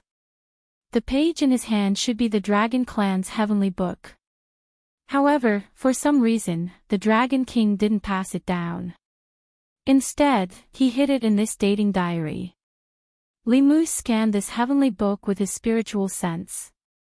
However, this time, he didn't enter that strange world like he usually did. A strong rebound force came from the page. Li Mu grunted and took a few steps back. He swallowed a mouthful of blood that came back up. He was slightly injured just by trying to comprehend this page. This page of the heavenly book was obviously sealed by someone. As one of the most ancient races, the Dragon Clan had many strange and unpredictable supernatural powers.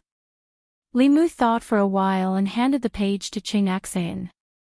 "Try to touch this page with your spiritual sense." Qing Xian closed her eyes and opened them quickly. She shook her head and said, "My spiritual sense can't enter." It was the same heavenly book. Li Mu was hit by a rebound force when he tried to comprehend it. Although Qing Xian didn't comprehend anything, she wasn't injured either. Perhaps it had something to do with her identity as a dragon. However, why couldn't she comprehend this page even with her identity as a dragon? Why did the Dragon Clan from 8,000 years ago cut off the Dragon Clan's inheritance? Li Mu couldn't speculate about this point. He could only put away this heavenly book first. No matter what, he had made a big profit this time. The heavenly book was a priceless treasure. Not to mention 5,000 spiritual jades, even 5 million spiritual jades or 50 million spiritual jades couldn't buy it. It was just that Qing Xian acted too hastily just now. She might have attracted the attention of some people with ulterior motives. Li Mu looked at her and reminded her, "Next time you encounter such things, you must keep a low profile and make a fortune secretly. The fewer people who notice, the better. Ching Xian nodded and said, I know. Li Mu took the book from her hand and said casually, oh right, teach me the dragon language when you have time. Ching Xian looked at the book in his hand and gave him a meaningful look. Li Mu immediately explained, don't think too much. I'm not interested in the romantic history of your Dragon King. I just want to learn something new. We humans have an old saying, there's no end to learning. Once I learn the dragon language, I'll be able to discover this kind of treasure the next time I encounter it.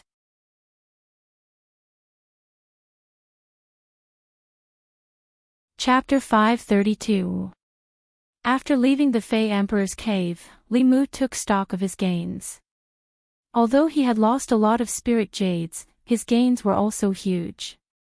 Not to mention the heavenly book, even if Li Mu couldn't comprehend it, it would still be a priceless treasure.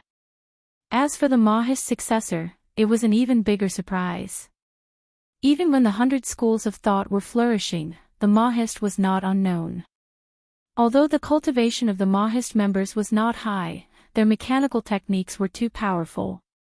Even the top forces of that time had to avoid them. Unfortunately, mechanical techniques required large amounts of precious materials and spirit jades. Not to mention small forces, even ordinary countries could not afford them. Over time, the Mahish disappeared in the long river of history. Great Zhou was strong, and with the Mahish, it was like adding wings to a tiger.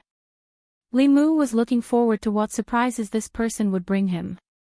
In addition, the clothes and accessories that he spent a large amount of spiritual jades on might not be worth it to others, but Li Mu bought them purely because he wanted the women around him to look good in them. He also felt that they were pleasing to the eye, so the spiritual jades he spent were not in vain. Of course, although it was not in vain, he still felt heartache. The spirit jades he had, other than his own meager salary, the Empress's reward, and the Phantom Princess's forced gift to him, were all used up. He couldn't just ask them for more. Li Mu also had a man's dignity. If they took the initiative to give it to him, then so be it. If they didn't give it to him, then Li Mu wouldn't take the initiative to ask for it. As a man, earning his own money gave him a sense of security. Leaving the 3 girls to rest on the 3rd floor, Li Mu walked down the stairs alone. Fulu Pavilion had a total of 3 floors. The 3rd floor was not open to the public. The 1st floor was for goods, and the 2nd floor was used to entertain important customers. Although there were many Fulu on the 1st floor, it couldn't satisfy everyone's needs. Some customers would ask for custom-made Fulu for special purposes. Of course, the price would be more expensive.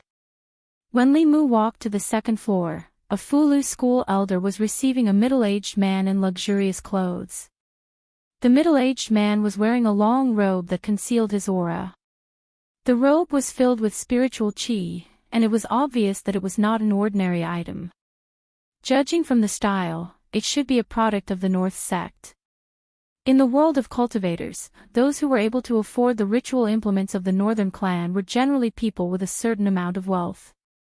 The middle-aged man gazed at the elder of the Talisman Amulet sect and said, to tell you the truth, fellow Daoist Qingjingzi, I came here this time for the sake of requesting a creation talisman for my son. I only have this one son, and I hope that this talisman can protect him. Creation talisman, heaven rank Fulu.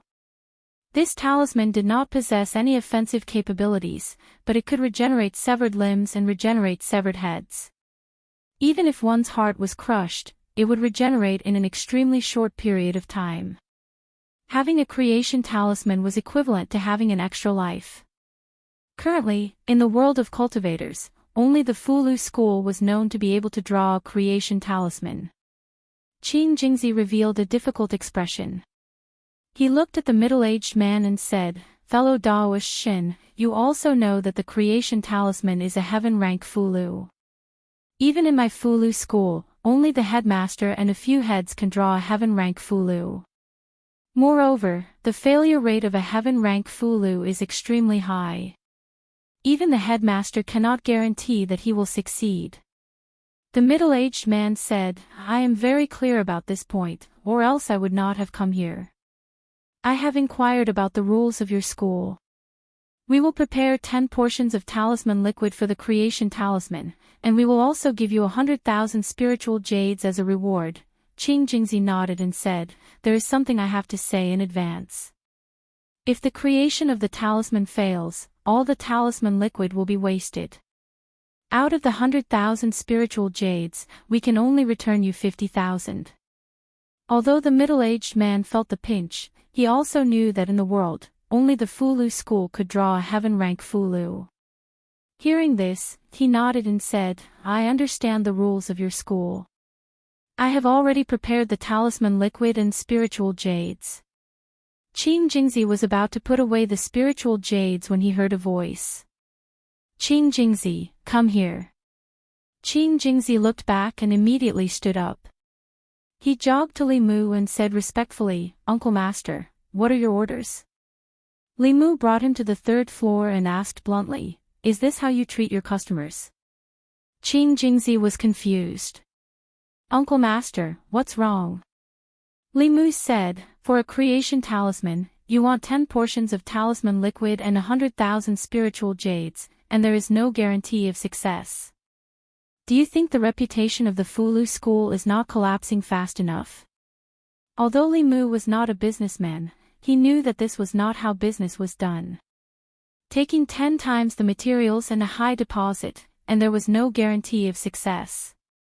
Even the blackest workshop was not so black-hearted. If the talisman failed this time, who would come to the Fulu school to draw talismans next time? Wasn't this chasing the customers away? This person was so generous. If he could spend 100,000 spiritual jades this time, he might spend 200,000 spiritual jades next time. This kind of high-quality customer naturally had to be kept. Jizi, the headmaster, was already useless enough. His own grand elder's lifespan was nearing its end, and the entire school could not even gather the materials for a single heavenly secret talisman. Li Mu even had to ask for help from the Empress and Huanji. If the ancestral court of Fulu school was rich enough, why would Li Mu put down his dignity to live off a woman? Jingzi did not feel anything at all. He muttered, but the rules of the school have always been like this. Li Mu did not say much to Jingzi. He directly took out a sound transmission artifact and contacted Jizi. Very quickly, Jizi's voice sounded from the artifact. Junior brother, have you arrived at Xuanzong? Li Mu went straight to the point. I'm currently at Fulu Pavilion in Xuanzong. I have something to ask senior brother, Li Mu told Jizi the situation. On the other side of the artifact, Jizi said helplessly, Junior brother, you've misunderstood. It's not that we're deliberately making things difficult for customers. It's just that writing a heavenly secret Fulu is often 1 in 10. We can't guarantee success. Of course, if junior brother personally does it, it's fine even if you only take 1 set of materials from them. Li Mu thought for a moment and asked, if I draw it, who will the spiritual jades go to? Jizi said, according to the rules, 20% will be handed over to the sect. As for the rest, junior brother, you can handle it yourself.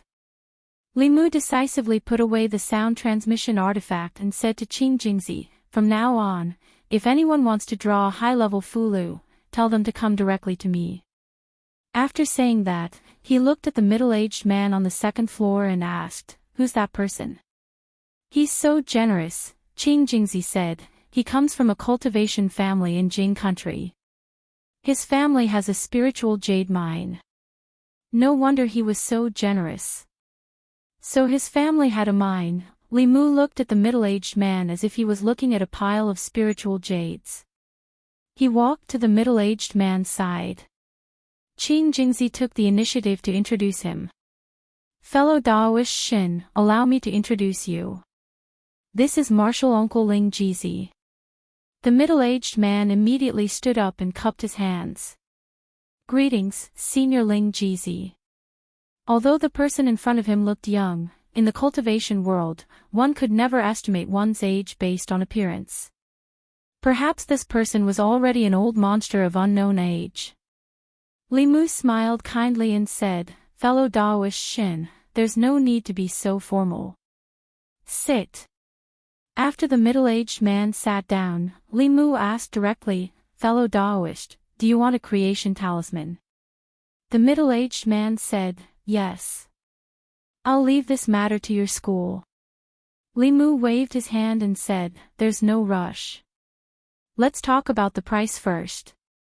The middle-aged man was stunned for a moment and muttered, "Didn't we already talk about the price?" He complained in his heart. The price he agreed to just now was already the limit he could accept. If the Fulu school increased the price, he would have to seriously consider whether to buy it or not. Li Mu smiled and said, "It's like this. Although the success rate of creating a creation talisman is not high, the grand elders of my school have returned to the sect recently.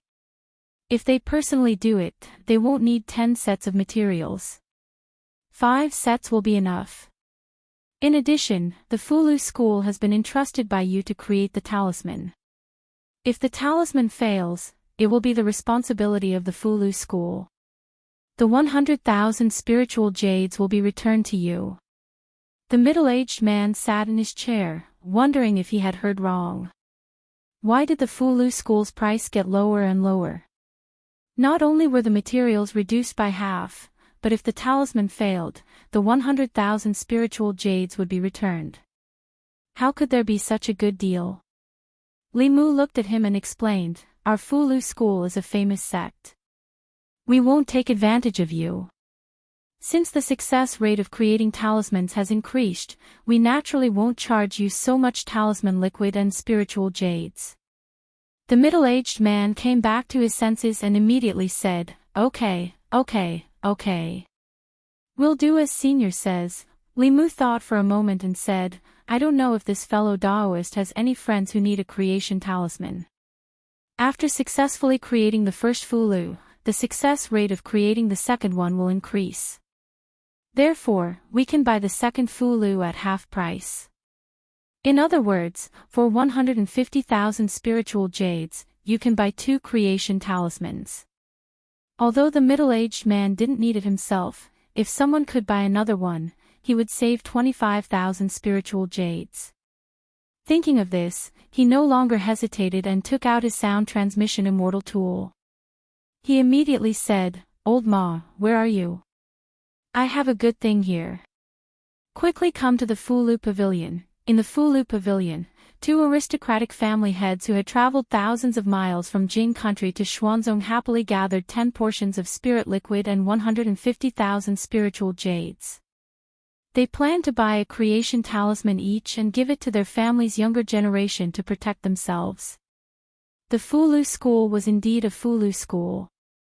They had visited all the shops here and only the Fulu school could accept the business of the heaven-grade Fulu.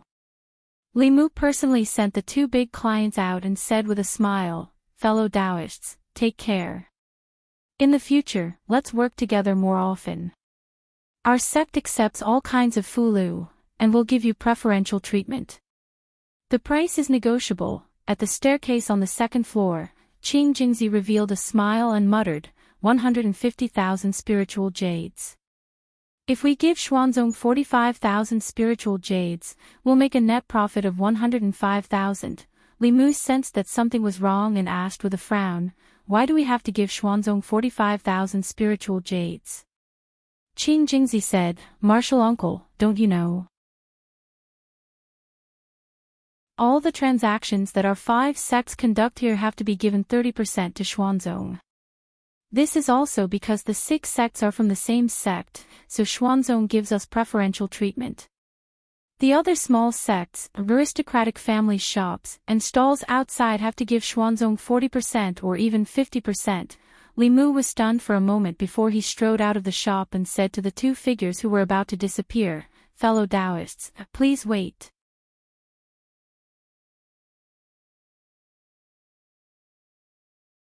Chapter 533.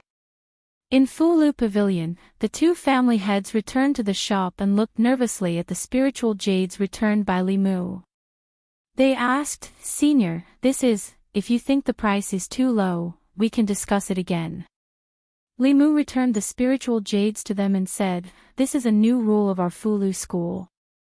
For valuable Fulu items of the heaven realm and above, after the writing is done, you must hand over the spiritual jades and talismans. This way, in a month you can come to Great Zhou Shindu to pick up the talismans." Hearing this, the two felt relieved and accepted the spiritual jades. They smiled and said, "That's good. We originally planned to go to Great Zhou Shindu to take a look, so it's on the way." As they walked out of Fulu Pavilion, the two sighed in their hearts. Although they were both leaders of Dao, Xuanzong and Fulu school's attitude towards small and medium-sized sects and families was completely different. Xuanzong was high and mighty. Their shop was opened here, and every time they sold a product, they had to give 40% of the income to Xuanzong. Compared to Xuanzong, Fulu school treated them especially well, living up to its name as the leader of Dao. After sending the two off again, Li Mu finally understood how Xuanzong's magnificent mountain gate and the spiritual jade plaza outside were built. Including the other 5 sects of Dao, the large and small sects of Zhu province, the cultivation families, and countless rogue cultivators were all contributing to Xuanzong's construction. While most of the countries in Zhu province were still in a feudal society, Xuanzong had already taken a step into capitalism. He was the one who wasted his breath, and the one who was tired of writing talismans. In the end, he was actually working for Xuanzong. Li Mu felt a nameless anger rise in his heart. He angrily asked, "Does our Fulu school not have a mountain gate of our own? Why do we have to do business in someone else's place?" Qing Jingzi said, "This is sect master's idea. He said that White Cloud Mountain is a sacred land of the Dao sect and shouldn't do such unscrupulous things." Li Mu waved his sleeves and snapped, "Don't mention him to me. Xian Jizi, that prodigal son of a bitch. How many spiritual jades has he earned for others over the years, yet he can't even gather the materials for the heavenly secret talisman. How does he still have the face to be the sect leader?" Qing Jingzi silently lowered his head. He couldn't interrupt when his uncle master was scolding the sect master, and he didn't dare to interrupt. Li Mu scolded Xian Jizi and calmed down very quickly. It was understandable that Xuanzong would provide the platform and take a cut from the transaction. However, they were too black-hearted. 50,000 spirit jades were gone for no reason. Li Mu's heart was bleeding. He was both angry and distressed. When he walked to the first floor and saw the situation inside, he was even angrier. Although there were many customers lining up outside, there weren't many Fulu school disciples in charge of serving customers. There weren't enough people in the shop to begin with. The few disciples who were acting as temporary clerks were still gathered together and chatting happily. They ignored the customers and ignored them. A few customers came in and walked around. When they realized that there was no one to serve them, they turned around and went to other shops. Other than Fulu school, there were also people who were good at Fulu from various sects, as well as some mid-level cultivation clans. The mid-level and low-level Fulu they produced were also of good quality. People who wanted to buy Fulu might not only choose Fulu school. Most of these disciples usually cultivated in their sections. How would they know the ways of commercial service? It was unknown how many customers went to other shops because of their arrogant and rude attitude.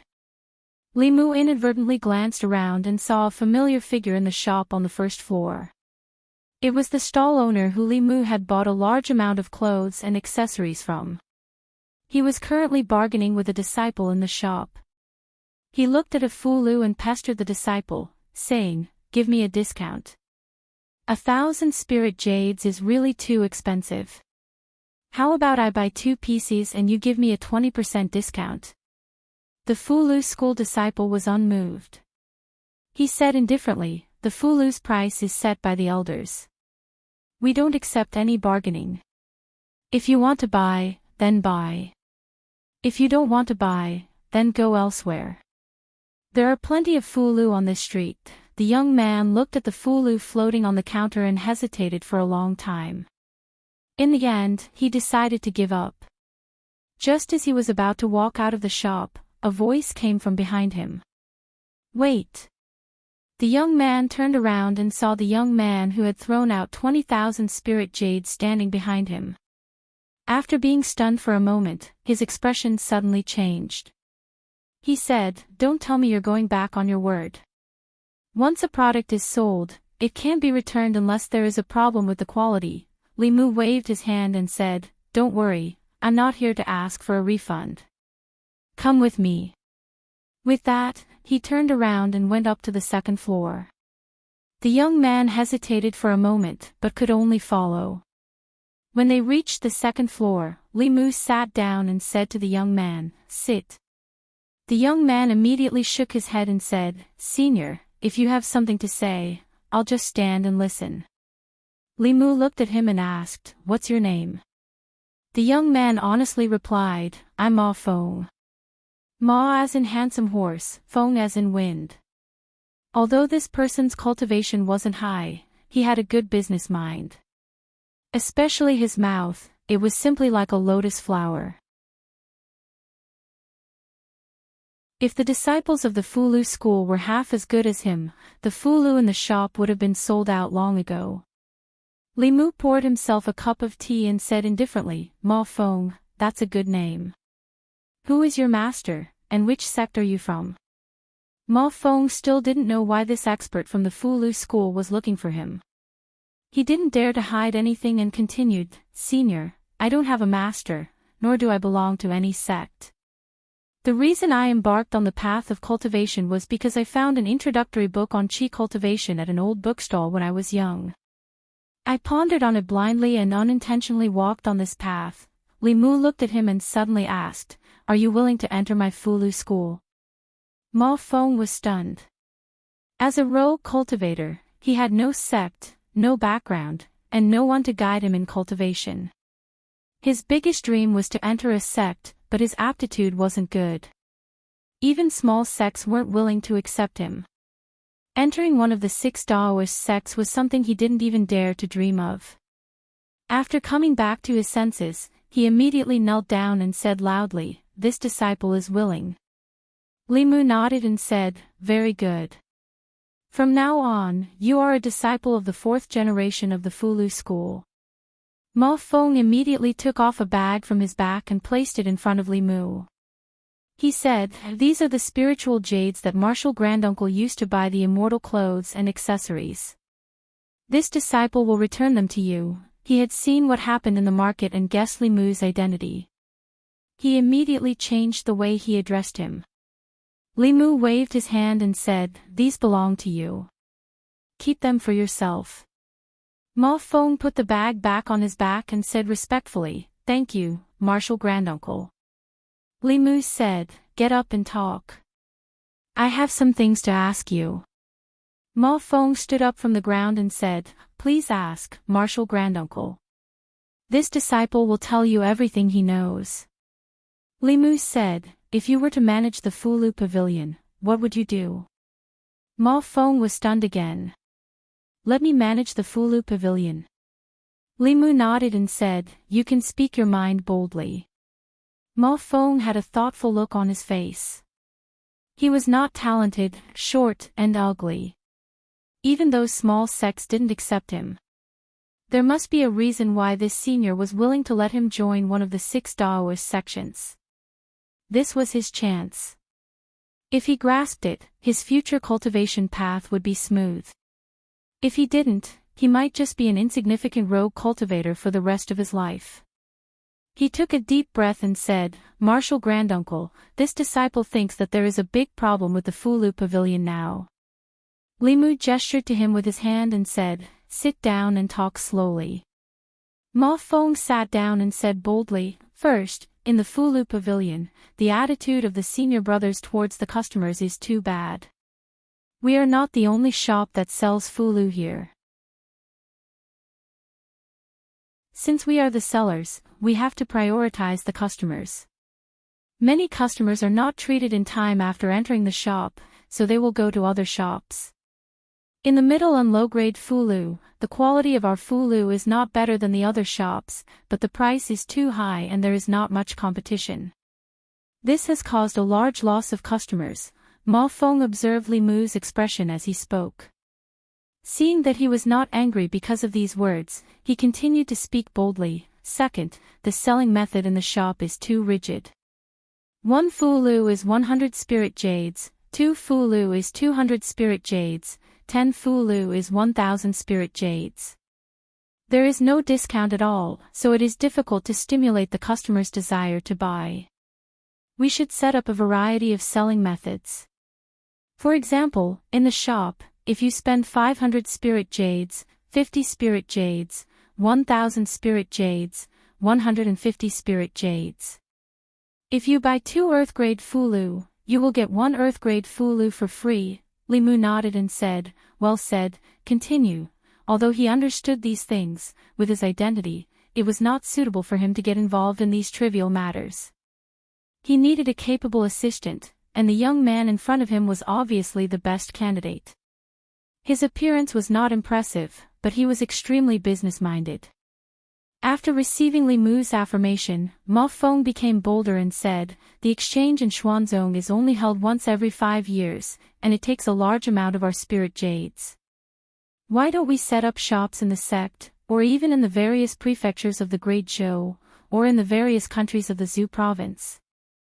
With the reputation of our Fulu school, business will definitely be 10 or 100 times better than it is now. At this exchange, loose cultivators and cultivation clans from all over the world will gather here. This is a great opportunity for us. We must let the Fulu Pavilion leave a good impression in their hearts." As Ma Feng spoke, he was no longer limited to the Fulu Pavilion, but looked at the entire Zhu province. He planned a path of continuous development for the Fulu school. 2 hours later, he was still talking non-stop. Xuanzong's location is not good. They are located in the easternmost part of the Zhu province. Many cultivators have to travel thousands of li to get here, and the divine capital of the Great Zhou is in the center of the Zhu province. If we can build a market like this in the divine capital of the Great Zhou and invite the various sects and cultivation clans to move in, we will only take 10% of the spirit jades. This will definitely attract everyone. Unfortunately, this will offend Xuanzong, and the Great Zhou court may not agree, although Li Mu also wanted to do this, and this would bring in a large amount of tax for the court. There was no doubt that this would cause Xuanzong to have no business at all.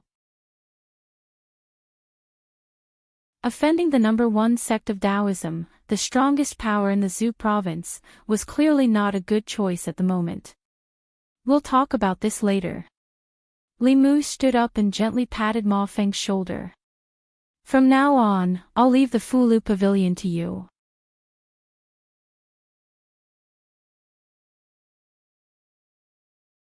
Chapter 534. Fulu Pavilion.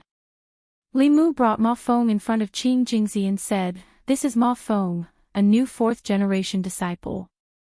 Ma Feng hurriedly bowed to Qing Jingzi and said, "Greetings, martial uncle." Now was not the time for the sect to recruit disciples, but the head martial uncle and martial uncle all had special privileges. Qing Jingzi was just surprised. This person's appearance was ordinary and could even be called ugly. His cultivation was pitifully low. Why did martial uncle make an exception and let him in? Thinking back to when he entered the sect, he had passed many trials and eliminated many opponents before successfully becoming a disciple of Fu Lu school. Li Mu continued to say to Qing Jingzi, "From now on, Ma Feng is the shopkeeper of Fu Lu Pavilion. You will assist him in managing Fu Lu Pavilion. The two of you will discuss the matters of the pavilion. If there is anything you cannot decide, then come find me." Qing Jingzi's face was filled with shock. He could not believe his ears. A new 4th-generation disciple had instantly replaced his position to become the manager of the Talisman Pavilion, and this caused him to be unable to accept it for a moment. But he couldn't disobey the orders of his martial uncle, so even if he was displeased in his heart, he could only nod and say, "Yes, martial uncle." Ma Feng took a deep breath and puffed out his chest. He said solemnly to Li Mu, "Disciple will do his best to not disappoint martial uncle." Qin Jingzi looked at Ma Feng with an unperturbed gaze. He wanted to see what ability this person had to be valued so highly by martial uncle. Even if he was dissatisfied, he still followed Li Mu's orders and cooperated with this person's actions. Ma Feng first found over 10 young and beautiful female cultivators in the market, and he used them to replace the few talisman sect disciples in the pavilion before receiving the guests that came to the talisman pavilion. Moreover, he promised them that he would pay them 10 spirit jades every day, and they would receive a commission of 1 spirit jade for every 100 spirit jades they sold. He called these female cultivators to the second floor and spent an entire 2 hours teaching them how to attract customers and how to promote the goods in the pavilion. He also made a decision on his own. If a customer bought 2 Earth Rank Fulu tickets, they would get a Mystic Rank Fulu ticket. If a customer spent 500 Fulu tickets, they would get a discount of 50 Fulu tickets. If a customer spent 1,000 Fulu tickets, they would get a discount of 150 Fulu tickets. Qin Jingzi wanted to stop Ma Feng several times, but seeing that Li Mu did not say anything, he forcefully suppressed this thought. He and the Fulu school disciple who had been replaced stood to the side and watched coldly. When this person's various mischievous actions ruined the Fulu pavilion's business, martial uncle knew exactly what this person was capable of. Xuanzong's Taoist Exchange Conference, or Trade Conference, was held every 5 years and lasted for a month. It was a grand event in the cultivation world of the Zhu continent. During the conference, cultivators from all over the Zhu continent would travel thousands of miles to Xuanzong in the East Sea. Most of them were here to exchange for suitable cultivation resources. In the market, several men were walking together. One of them said, "Which one of you will come with me to the Fulu pavilion? I want to buy some offensive Fulu tickets for self-defense." Someone beside him said, "If you want to buy low-rank Fulu tickets, don't go to the Fulu pavilion. It's the same in other shops." The man asked in confusion, "Why? Shouldn't the Fulu school's Fulu tickets be the best?" The man said, "Low-rank Fulu tickets are not difficult.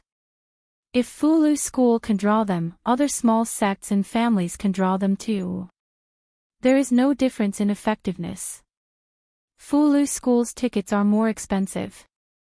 Moreover, the Fulu pavilion's disciples are all arrogant. They don't even look us in the eye. If we enter the shop, no one will pay attention to us." After this person spoke, he immediately received the agreement of the people beside him. Brother Su is right. 5 years ago, I went to the Fulu pavilion once. The disciples of these large sects are indeed very arrogant. I know of a small sect that also specializes in Fulu tickets. Their prices are much lower than the Fulu schools. Last time, I bought one from them. In these 5 years, those Fulu tickets have allowed me to escape death several times. I strongly recommend you go to that shop. Alright then. If I can save some spirit jades, I also want to buy a magic tool." Just as the group was about to walk past the Fulu pavilion, 2 beautiful female cultivators suddenly came up to them. They smiled and said, "Fellow Taoists, what do you want to buy? Our Fulu pavilion has an event today. If you spend 500 spirit jades in the pavilion, you can return 50 spirit jades. If you spend 1,000 spirit jades, you can return 150 spirit jades." The smiles on the faces of the 2 female cultivators were extremely gentle and beautiful. The business of the Fulu pavilion was closely related to their remuneration. The more customers they received, the more spirit jades they would receive. If rogue cultivators wanted to earn spirit jades to cultivate, they would have to risk their lives every time. How could it be as simple as this? In order to attract customers, they used almost all of their skills. The male cultivators originally didn't plan to come to the Fulu Pavilion, but they couldn't resist the enthusiasm of the two beautiful female cultivators and entered the shop with some reluctance. The situation inside the Fulu Pavilion was completely different from the last time they came. There were no longer stiff faces of the disciples of the Fulu school. Instead, there were beautiful female cultivators with sweet smiles.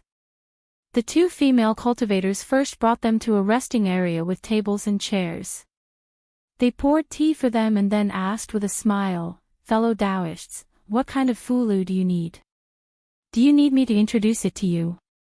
Sitting on comfortable soft stools and tasting fragrant tea, the male cultivators felt embarrassed even if they wanted to leave. One of the male cultivators' throat moved and he said, "I need some profound rank offensive Fulu." One of the female cultivators smiled and said, "Profound rank offensive Fulu. I recommend the Guiding Lightning Talisman, Fire Snake Talisman, and Icicle Talisman. The Guiding Lightning Talisman has a sale today. Buy one and get one free. The Fire Snake Talisman and Icicle Talisman can participate in the full discount." The man's companion tugged at his sleeve and said, "Buy one Lightning Talisman and get one free. This is much more cost-effective than other shops.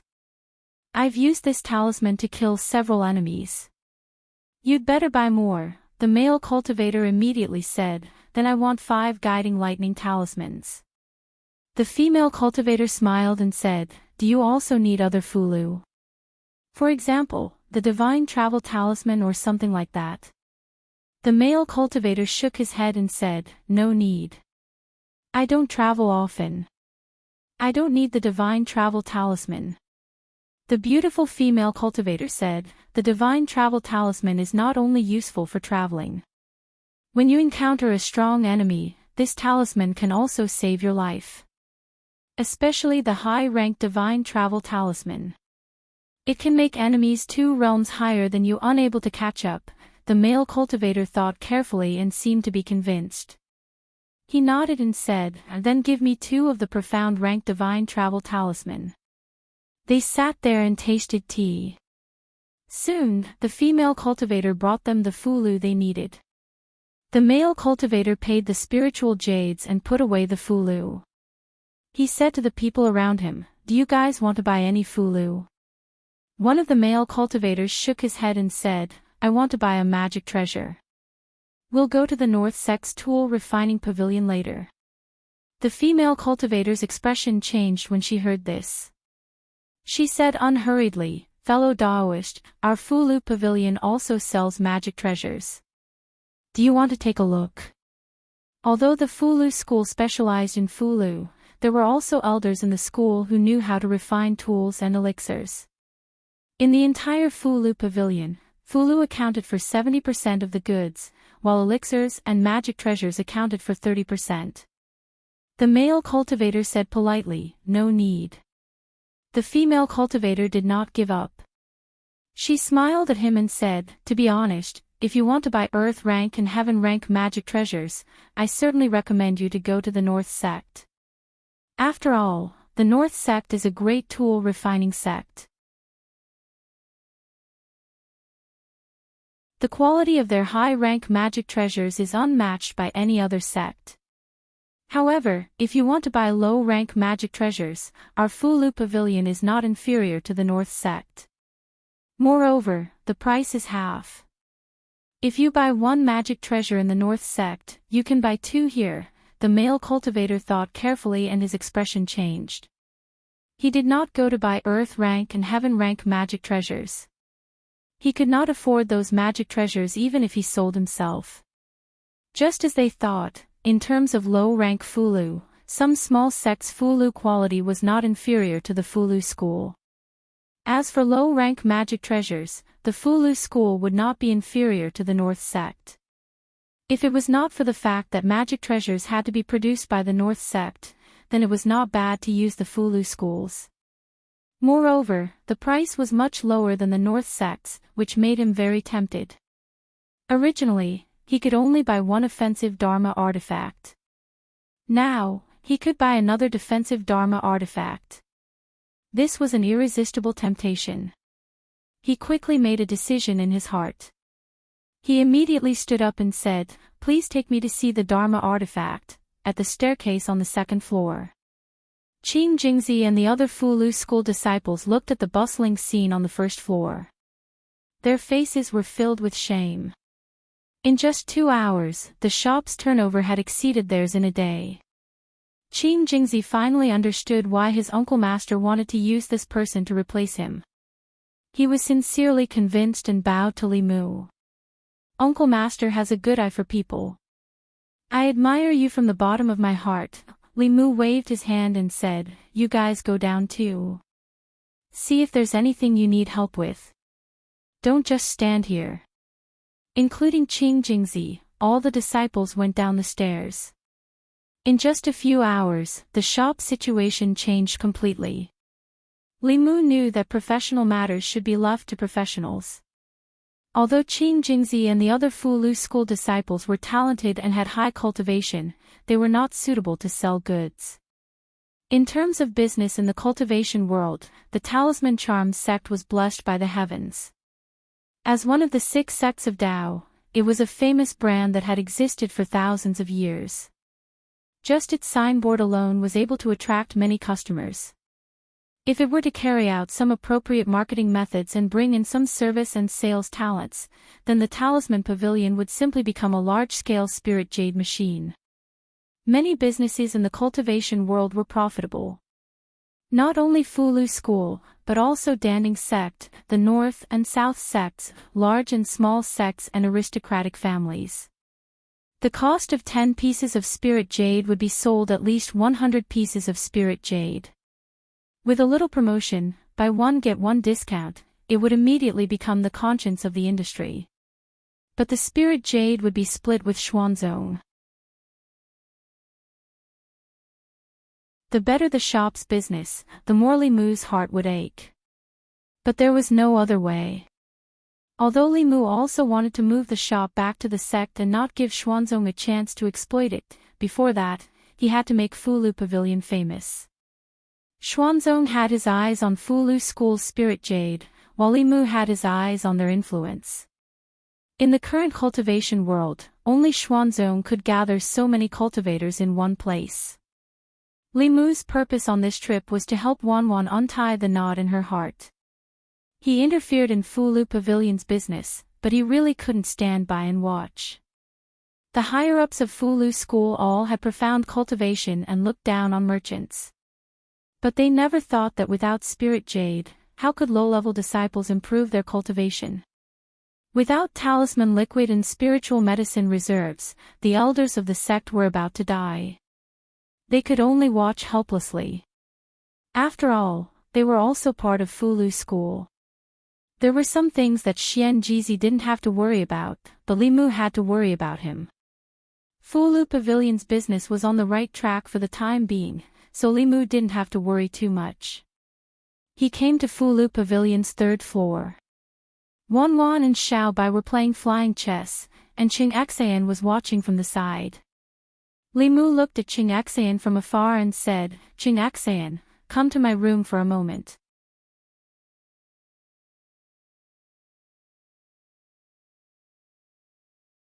Chapter 535. On the 3rd floor of Fulu Pavilion.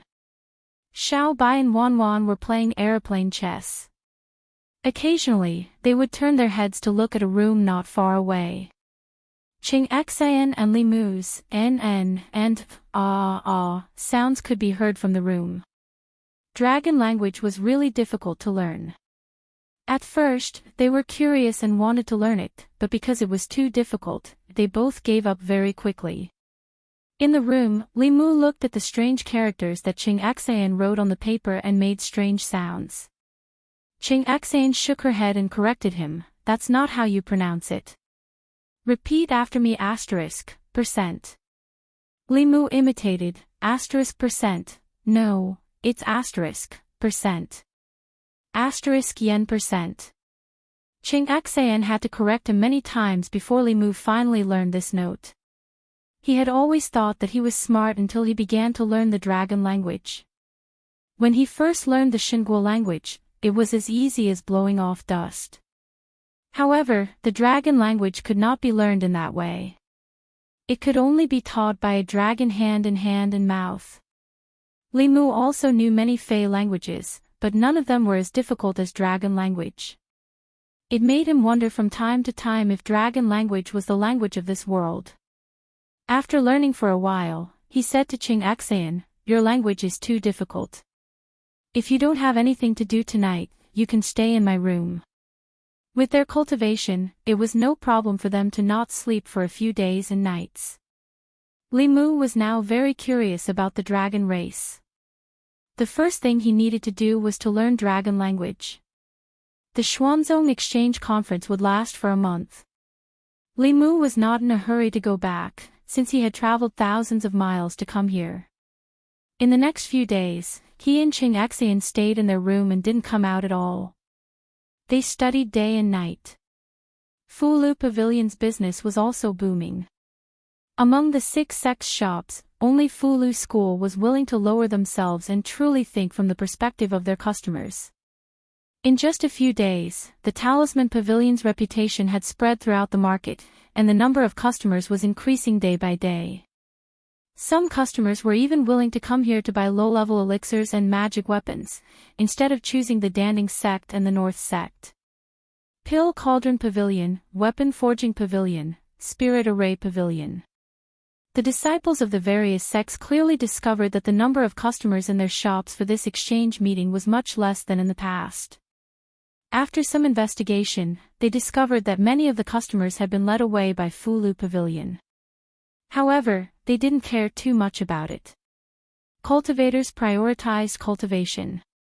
If it weren't for the sect's request, they wouldn't even bother to come here and waste a month doing business. The other sects didn't care, and Xuanzong naturally didn't care either. The better Fulu School's business was, the more benefits Xuanzong would reap. No matter how the other sects and clans competed for customers, Xuanzong would always be the final winner. A few days later, under Qing Xian's tutelage day and night, Li Mu finally managed to reach a rudimentary understanding of dragon language. Of course, he was still far from being able to understand the Dragon King's diary. Today, there was a lecture by Xuanzong. Li Mu planned to go listen. First, he wanted to go out and get some fresh air. Second, he had received Xuanzong's invitation to participate in the lecture. For this exchange meeting, Li Mu was the only second-generation disciple of Fulu School. He still had to give face to Xuanzong. There weren't many people in Fulu Pavilion today. There weren't even many customers in the market. On the neighboring island, a large training hall was packed with people. Today, Xuanzong's experts would be lecturing here. They would also answer some questions about cultivation. It was possible that one sentence from them could save many people months or even years of cultivation.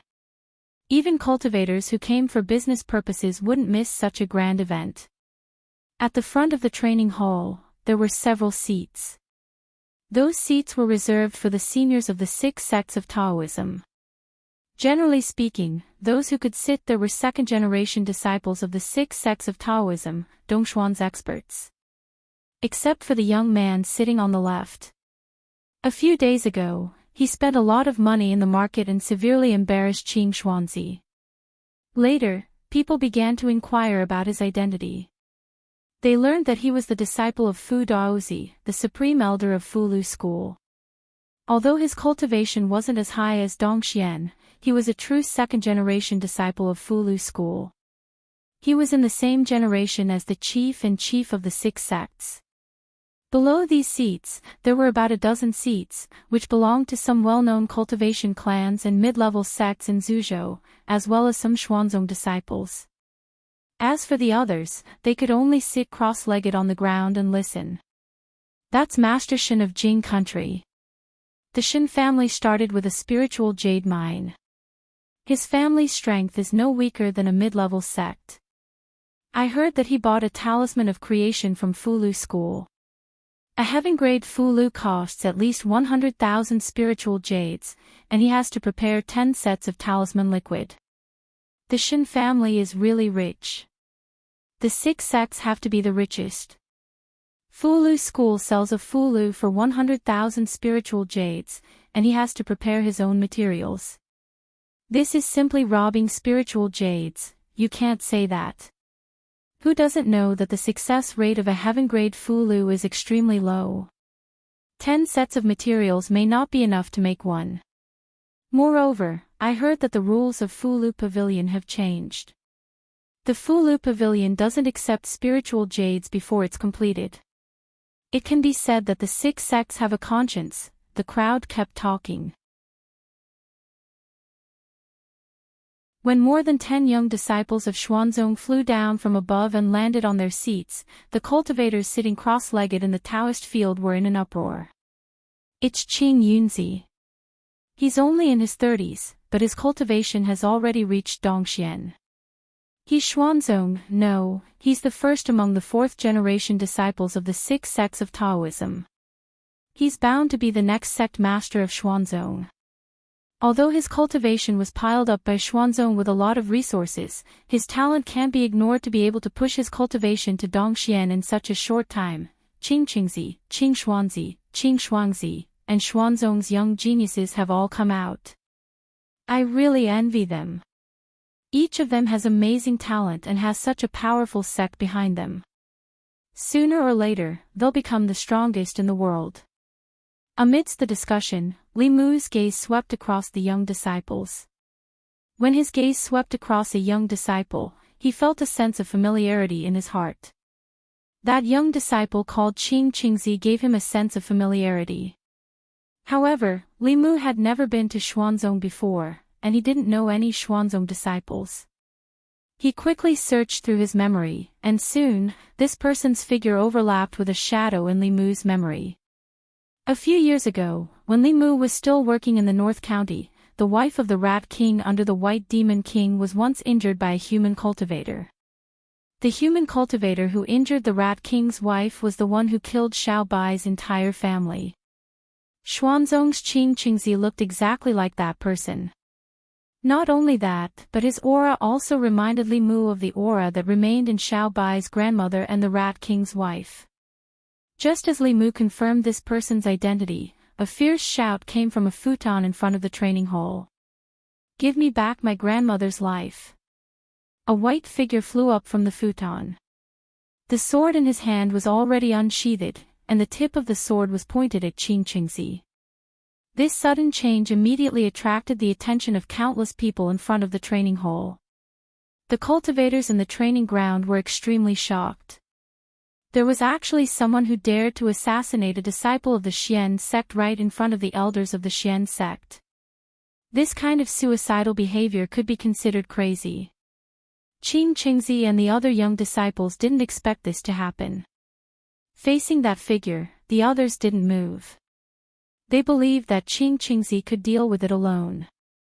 Qing Qingzi was stunned for a moment.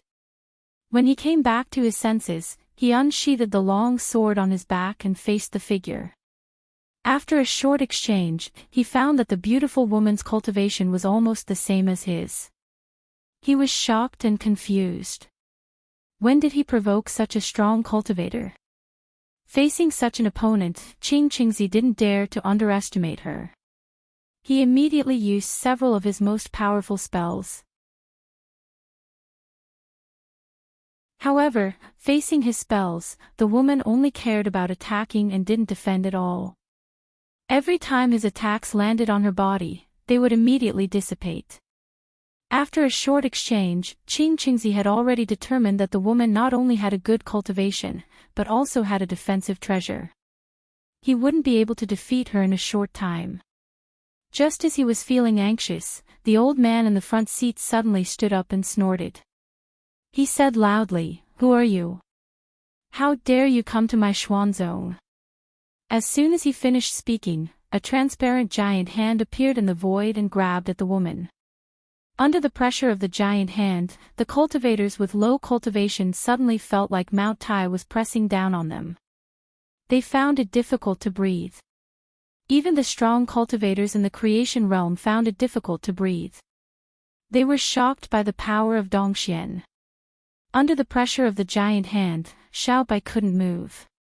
She could only watch as the hand grabbed at her. In the next moment, a figure that wasn't very big but made her feel at ease stood in front of her. Li Mu floated in the void in front of Xiaobai. He didn't do anything. The aura in his body swept out, and the giant hand collapsed. After a moment of silence, there was another uproar. Isn't that the senior from Fulu School? Why is he helping this assassin? Didn't you notice that this female assassin is the beauty who has been following this senior around? What's wrong with Qingqingzi? He seems to have a death feud with this beauty. This is going to be interesting. The conflict between Fulu School and Xuanzong. As the crowd discussed in low voices, someone suddenly realized something and said in surprise, the one who attacked just now was Senior Miao Yuanzi from Xuanzong. He has advanced to Dongxian many years ago. This senior from Fulu School is only at the 5th realm, but he blocked Senior Miao Yuanzi's angry attack so easily. It's unbelievable, only then did the crowd realize this. They all looked at the figure floating in the void with shocked eyes. Among the disciples of Xuanzong, Qing Xuanzi's face was pale. If Elder Miao Yuanzi's palm strike had landed on him, he would have been seriously injured even if he didn't die. However, it was easily resolved by this person. Thinking of the conflict between him and this person, Qing Xuanzi suddenly felt a wave of fear. Li Mu slowly landed and looked back at Xiaobai. Xiaobai bit her lower lip and tears welled up in her eyes. She choked and said, "Benefactor." Li Mu held her in his arms with one hand and patted her back. He said softly, "I know. Leave the rest to me." Wanwan and Qingxian also left the crowd and quickly stood beside Xiaobai. Li Mu waved his hand and a golden light shot out. Qingqingzi suddenly felt his waist tighten, and he couldn't circulate his spiritual power. Then, he was dragged to Li Mu by a huge force. At the front of the training hall, Miao Yuanzi looked at Li Mu with a gloomy face and asked, "What is the meaning of this?" Li Mu shook his wrist, and the bound Qingqingzi knelt on the ground. He looked at Miao Yuanzi with a gloomy face and said, "You connived with your disciples to bring disaster to the great Zhou and kill my sister's family. What right do you have to ask me?" The two looked at each other, and the atmosphere was extremely tense. Beside Miao Yuanzi, a female cultivator stood up and said, "Senior brother Miao Yuanzi, junior brother Ling Jizi, let's sit down and talk. There may be some misunderstanding. The 6 sects are one family. Let's not hurt each other." The people of the Danding sect stood up. Miao Yuanzi's face didn't soften. Instead, he looked at Li Mu and said, "Junior sister Jade Sun, you all saw it. Today, it was Fulu School who provoked you first. It wasn't my Xuanzong that was rude." Jade Sun walked in front of Li Mu and said, "Junior brother Ling Jizi, let this disciple go first. If there's anything, we can talk about it slowly. After all, this was Xuanzong, and Li Mu wasn't an unreasonable person." He took back the immortal binding lock. Miao Yuanzi waved his sleeve, rolled up Qingqingzi, and flew up to the Dao Palace. Li Mu followed with Xiaobai and Wanwan. Seeing this, Jade Sun and the elders of the other 4 sects looked at each other and shook their heads helplessly. They also flew up. Even with the Xuanzong elders presiding, the training hall still became chaotic. What's going on? Xuanzong is a righteous sect. How could a disciple of Xuanzong do something like killing people? There must be some kind of misunderstanding. I also think it's a misunderstanding. The disciples of Xuanzong who stayed behind also sighed. Qing Songzi shook his head and sighed. I've already advised senior brother Qingqingzi not to be too eager for quick success, but he just wouldn't listen. He likes to kill demons for their demon cores and souls. Now they've come knocking on his door. Although Qing Songzi deliberately lowered his voice when talking to his fellow disciples, there were nearly 10,000 people in the training hall, and many of them had high cultivation. It was easy for them to hear what he said. What? Qing Qingzi likes to kill demons. Isn't this forbidden by the big sects? Besides, the Great Zhou court doesn't allow this kind of behavior. Forbidden is forbidden. Killing demons isn't killing people. How could a core disciple like Qing Qingzi be punished by the sect for killing a few demons? So what that senior said is true. So what if it's true? So what if it's false? How can Fulu School's strength compare to Xuanzong? If you were Xuanzong's sect master, would you punish a core disciple for such a small matter and damage the sect's reputation? Hearing the discussion, a Xuanzong female disciple glared at Qing Songzi and said, Qing Songzi, can you shut your mouth? Qing Songzi said innocently, I'm just doing this for senior brother Qing Qingzi's sake. Let's go up and take a look. I don't know how the sect master will punish senior brother Qing Qingzi.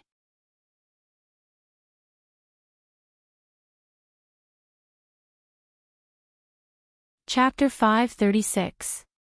Xuanzong. There were 9 peaks hanging upside down above the East Sea. In the Taoist palace on the 9th peak, the elders of the 6 Taoist sects had gathered. A middle-aged man dressed in colorful robes looked at Qing Qingzi and asked, Qing Qingzi, is it like what Marshal Granduncle Ling Jizi said, that you have committed such evil deeds in the North County? Qing Qingzi stood in the hall and said loudly, Sect Master, this lady must have mistaken me for someone else. I have never been to the North County, and it is impossible for me to kill her clan. I am innocent. The Xuanzong sect master, Miao Yunzi, waved his wide sleeves and said, I believe that junior brother Ling Jizi would not speak without thinking. Your words alone are not enough to convince others. Miao Yuan, take him to Discipline Peak. Whether he is lying or not, the discipline elder will find out. After saying that, he looked at Li Mu and asked, Is junior brother Ling Jizi satisfied with this? At least so far, as the Xuanzong sect master and a 7th realm expert, Miao Yunzi had shown enough sincerity. He did not protect the disciples of the sect, but dealt with them according to the rules of the Xuanzong sect. Li Mu had no objections to this.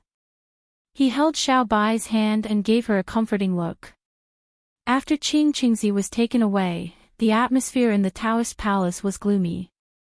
Jade Sun took the initiative to speak and said with a smile, It has only been a year since we parted in the Demon Nation, but junior brother Ling Jizi's cultivation has already reached the peak of the creation realm.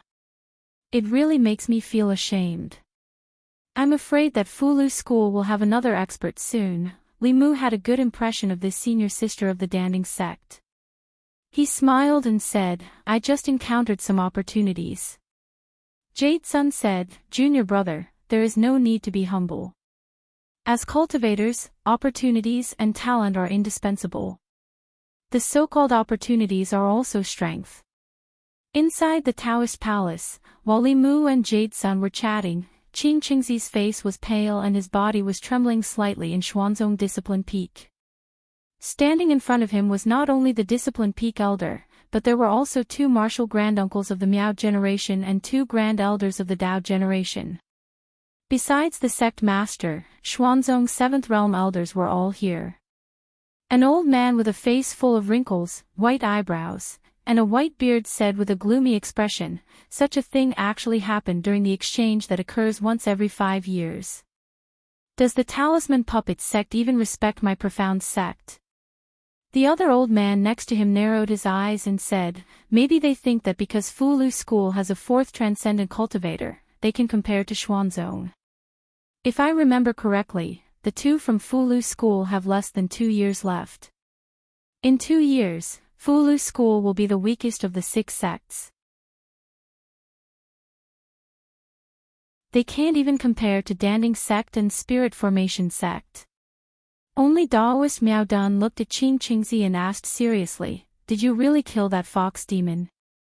Qing Qingzi knew that he couldn't hide it in front of these elders. He said regretfully, I didn't know that the fox demon was the sister of the Fulu school's martial granduncles. Daoist Miao Dun said angrily, I didn't expect you to do such a thing. Come, let's go see the sect master. Elder Bai Mei looked at Daoist Miao Dun and said, wait. Daoist Miao Dun frowned and said, Martial uncle, Qing Qingzi violated the sect rules. Elder Bai Mei looked at her and said, in the Miao generation, your talent is second only to your senior brother. Now, even Miao Xian and Fulu School's Yuzhen have already transcended. But you're still in Dongxian. Stay in the sect and cultivate. Break through as soon as possible. Don't worry about anything else. Martial uncle. You can leave. Daoist Miao Dun looked at Elder Bai Mei. After taking a deep breath, she bowed and said, this disciple will take her leave. After she left, Elder Bai Mei glanced at Qing Qingzi and said, it's just killing a few demons. Those who are not of our race must have a different heart. The great Zhou court is muddle-headed and treats demons as common people. Sooner or later, they will be harmed. Now that all the cultivators in Zhu province are gathered here, if we punish a Xuanzong disciple for a few demons, won't we, Xuanzong, be ridiculed by all the cultivators in the world? Qing Qingzi was overjoyed. Since the Grand Elder said so, he had nothing to worry about. The other Xuanzong elders also fell into deep thought. The Grand Elder's words made sense. If it were any other time, given the relationship between Fulu School and Xuanzong, an ordinary Xuanzong disciple would probably be expelled from the sect for committing such a big mistake. Even a fourth-generation core disciple like Qing Qingzi would be severely punished. But now it was the quinquennial Daoist exchange.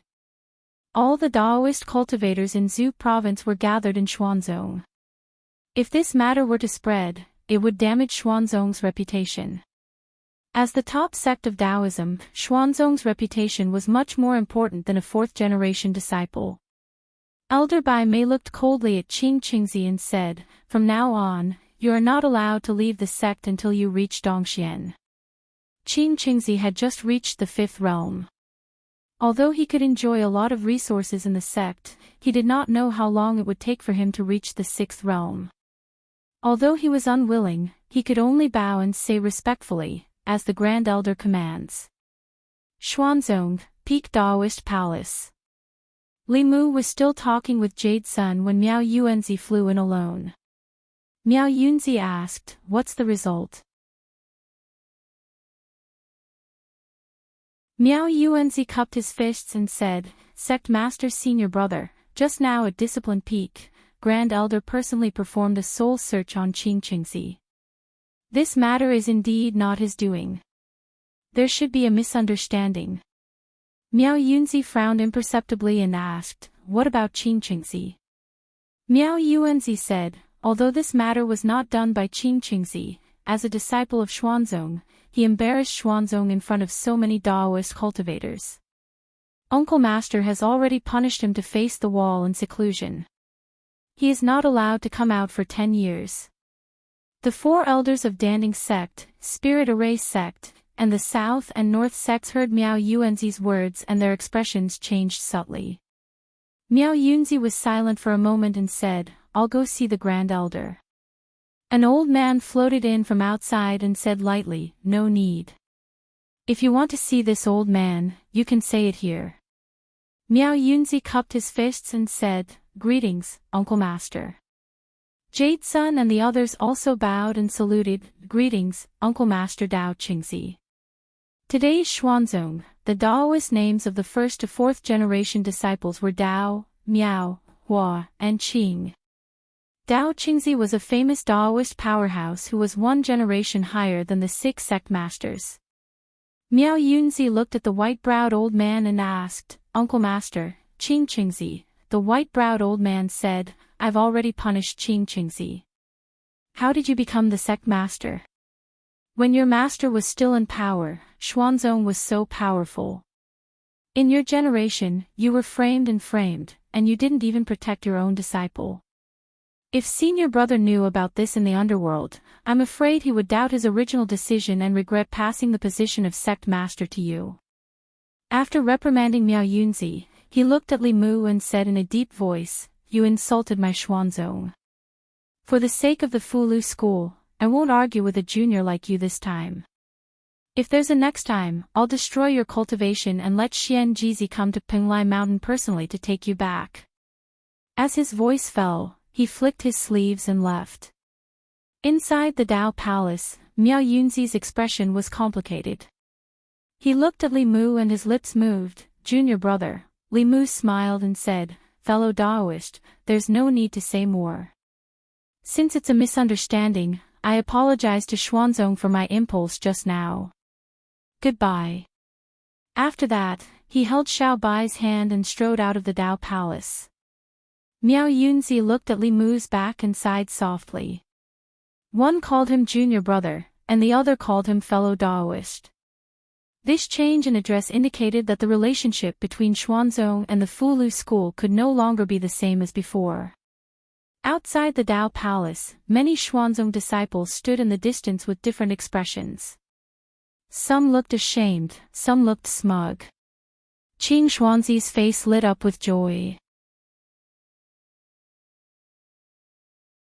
He looked at Li Mu with a mocking expression and snorted, "So what if you're a second-generation disciple of the Fulu school?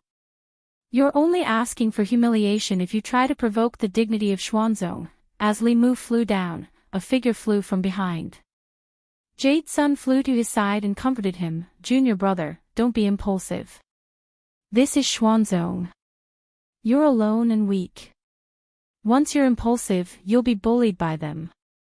Li Mu smiled and said, "Thank you for your reminder, senior sister. I won't be impulsive." Looking at Li Mu's back, Jade Sun thought for a moment and took out a sound transmission instrument.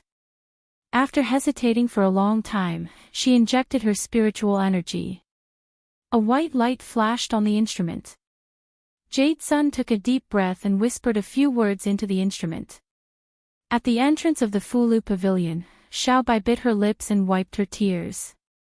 She looked up at Li Mu and said, "Benefactor, I won't take revenge." Li Mu reached out and held her face. He wiped away her tears and said softly, "I promise you, I'll let you kill your enemy and avenge your grandmother and your clan." He looked up at the countless mountains floating in the sky and a smile appeared on his face. He said lightly, "Xuanzong, he." The sound transmission instrument in the storage space vibrated.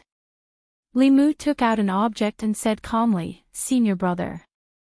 Xian Jizi's voice came from the instrument, "Junior sister Jade Sun has already told me about what happened in Xuanzong.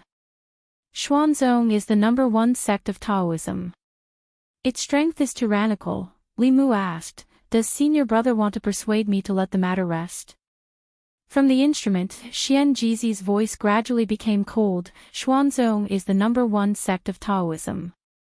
Its strength is tyrannical. However, my Fulu school is not made of mud. Junior brother, please bear with it for half a day. 2 martial uncles and junior sister are already on their way to Xuanzong."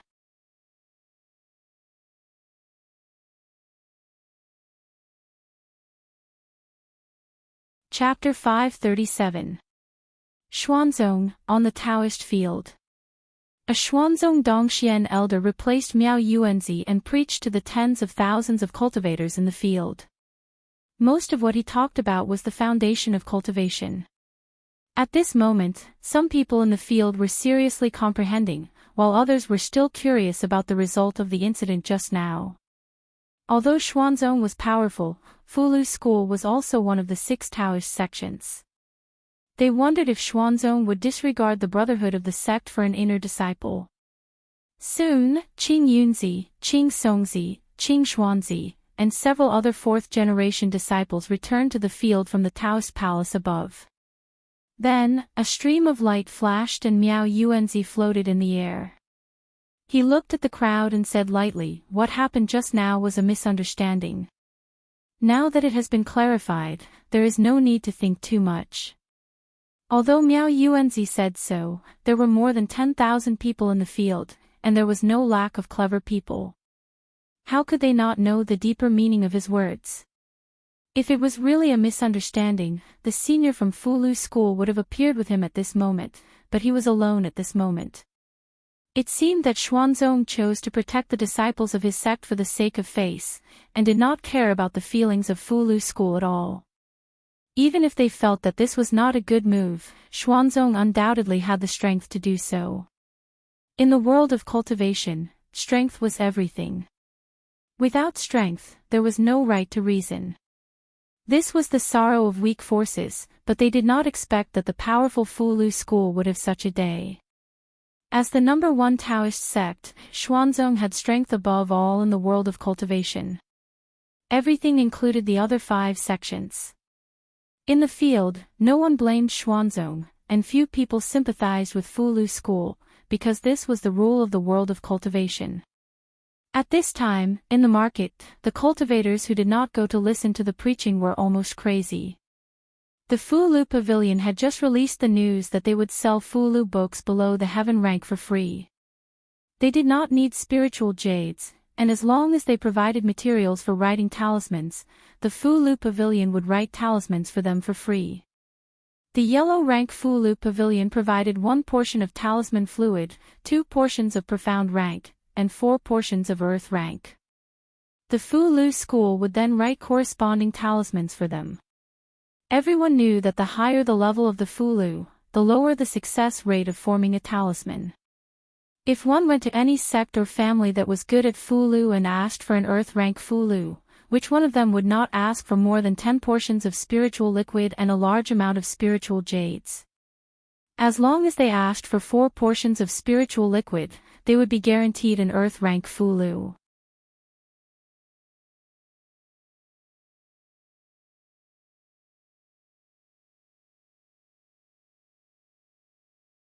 It was the same divine power that Miao Yuanzi had used, but its power was completely different. Li Mu felt that his body was trapped by the power of heaven and earth and could not move at all. Even the ordinary Dongxian could only watch as the giant hand grabbed at him, let alone the creation realm cultivators. This reminded Li Mu of the first time he met the Lord of Illusions. However, he was no longer the weak cultivator with divine power that he used to be. Li Mu used his mind to disperse the power of heaven and earth around him. The law bell flew out of his body and merged with Li Mu's body. At the same time, a Fulu talisman appeared in Li Mu's hand. He used his dermic powers to activate the talisman. The Fulu burned, and the shadow of a woman walked out of the Fulu. She exuded the aura of a 6th realm cultivator. Below, the crowd exclaimed in surprise. He's actually planning to resist. This aura. Is this a heaven-grade golden armor divine army talisman? It seems a little different. Even a heaven-grade divine army talisman is useless. A 6th realm cultivator is no threat to Elder Dao Qingzi. To everyone's surprise, the shadow of the woman who walked out of the Fulu didn't attack Dao Qingzi. Instead, she merged with the young man from the Fulu school, causing his aura to rise to the 6th realm in an instant. The invisible giant hand was already reaching for him. Li Mu didn't dodge. The bell shadow on his body flashed, and the giant hand collapsed. The bell shadow also collapsed and dissipated. He knew very well that the Empress Divine Avatar wouldn't exist in his body for long. Before Dao Qingzi could do anything else, he had already launched an attack. He used his mind to control the power of heaven and earth. Wind and thunder intertwined around Dao Qingzi. The 6th realm elders of the Black Sect who had rushed over after hearing the commotion felt a chill in their hearts when they saw the wind and thunder. This was definitely a supernatural power that only a 6th realm cultivator could use. Dao Qingzi stood where he was and looked at Li Mu indifferently. A protective shield appeared around his body, blocking the astral wind and lightning outside his body. The next moment, dark clouds suddenly gathered above his head. Wind mixed with black raindrops fell, and the shield around Dao Qingzi's body started to thin rapidly. The dragon clans call the wind and summon the rain. A hint of shock flashed across his eyes. Outsiders might not know, but he knew better than anyone else that the power of these spells was comparable to that of the most powerful cultivators in Dongxian. Of course, this was far from enough for him. He floated in the air and only maintained the shield. He didn't do anything else. Even with his status and position, he had failed to capture a 5th-level junior personally. If he were to make a move again, even he would lose face. When he used all his trump cards and completely understood that the gap between the two realms couldn't be closed no matter what he did, he would realize how laughable he was. He would become a joke who overestimated himself and was like an ant trying to shake a tree. Countless elders from Xuanzong had already flown out. They floated quietly outside, and no one intervened. If they had to intervene in the battle between the Grand Elder and the junior from Fulu School, after this exchange, Xuanzong would also become the biggest joke in Zhuzhou. However, they looked at Li Mu with fear that shouldn't exist. The disciples of the Qing generation looked at the battle in the sky. Instead of fear, they were shocked and terrified. This person was only the same age as them, but he could already fight the Grand Elder. Even if he lost in the end, no one had the right to laugh at him. In the sky, Li Mu didn't have time to pay attention to the discussions below. Without a doubt, without relying on the Empress or the demonic corpse, Dao Qingzi was the most powerful enemy he had ever encountered. His most powerful attack couldn't even break through the defense set up by Dao Qingzi. There seemed to be a natural barrier between the two of them. No matter how hard he tried, he couldn't cross it. If he couldn't fight head-on, he could only use his wits. Li Mu took a deep breath. His Qingxian sword flew out instantly, turning into sword shadows that filled the sky, and attacked Dao Qingzi. Tens of thousands of swords flew out. A 6th realm elder from Xuanzong narrowed his eyes. He took a deep breath and said in a low voice, "What a powerful Daoist technique. With this technique, he can probably fight Dongxian as a creation and transcend as a Dongxian. With his current cultivation level, not many people in Xuanzong can take this technique head-on." Jade Sun floated in the distance and murmured, "This Daoist technique has probably touched the edge of the 7th realm. In other words, if we really fight, we won't be his match at all." Dao Qingzi's expression was still calm as he looked at the sword shadows that filled the sky. However, a hint of seriousness appeared in his eyes. He strengthened the shield outside his body. The sword shadows crashed into the shield and collapsed one after another. However, the dermic power shield also thinned at a speed visible to the naked eye before finally dissipating. However, there were only a few sword shadows left. Dao Qingzi's dermic power swept out. He stared at Li Mu indifferently and said, "Junior, what other skills do you have? Show them all." Before he finished speaking, his eyes narrowed. The last few sword shadows collapsed under the sweep of his dermic power. However, there was still an illusory sword that didn't slow down. It pierced through his forehead at a speed that couldn't be dodged. The small sword pierced through his forehead.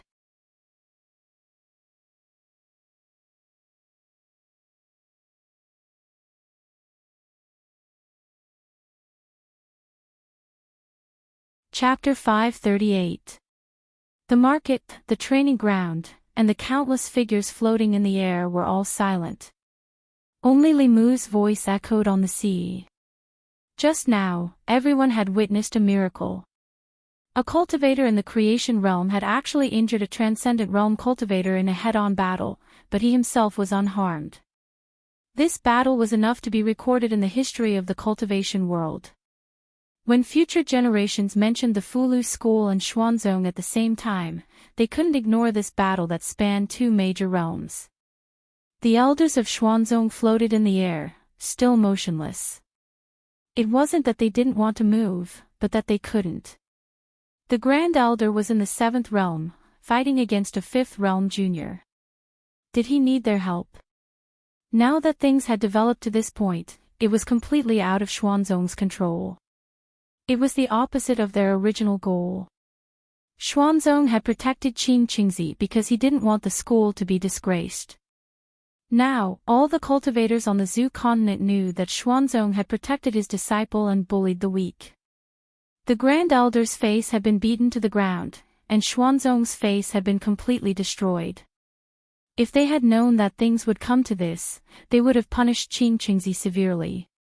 But now, this had nothing to do with Qin Qingzi.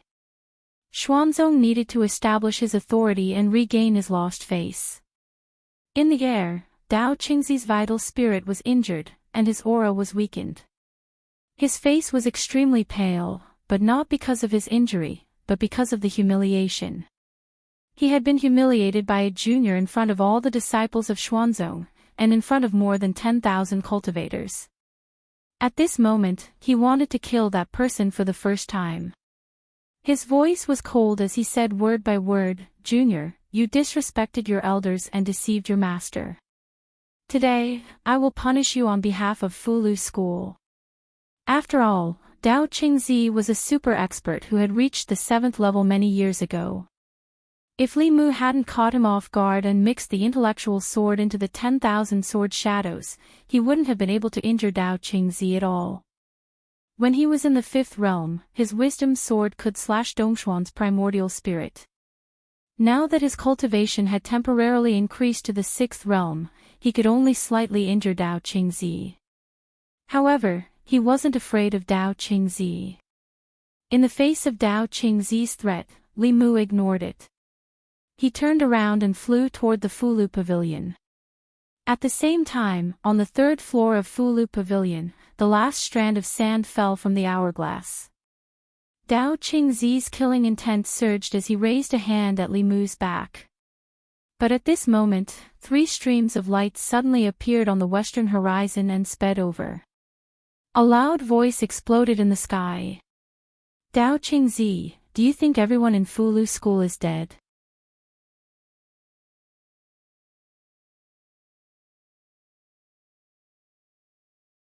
The other 2 level 7 cultivators in Xuanzong couldn't sit still anymore.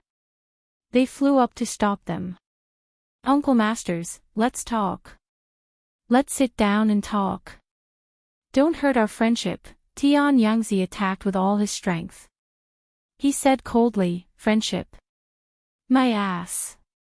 Dao Qingzi is going to clean up our Fulu School. What's there to talk about? I don't have much time left, but my Fulu School isn't a place that anyone can mess with. If you want to humiliate my Fulu School, wait until I'm dead." The Xuanzong Taoist priest said, "Fulu School and Xuanzong are brothers.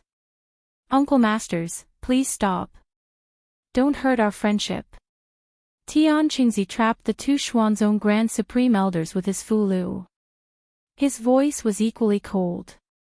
"When you, Xuanzong, covered up your disciples and humiliated my Fulu School, why didn't you think of your brothers?" The injured Dao Qingzi was forced to retreat in defeat by Tian Yangzi. The other 2 Grand Supreme Elders were also trapped. Xuanzong had 5 7th realm cultivators. Only Miao Yunzi and another Grand Supreme Elder were left. At a certain moment, an angry roar came from an upside-down mountain. An old man flew out and said angrily, "Tian Yangzi, Tian Qingzi, don't go too far." He wanted to help Dao Qingzi but was stopped by Yuzhen. The old man looked at Yuzhen and said gloomily, "Nephew Yuzhen, you want to stop me?" Yuzhen looked at him indifferently and said coldly, "When Dao Qingzi bullied my junior brother, did you ever think that he was your nephew?" The cultivators below looked up at the sky in silence. 7th realm cultivators were always elusive. Ordinary people rarely saw them.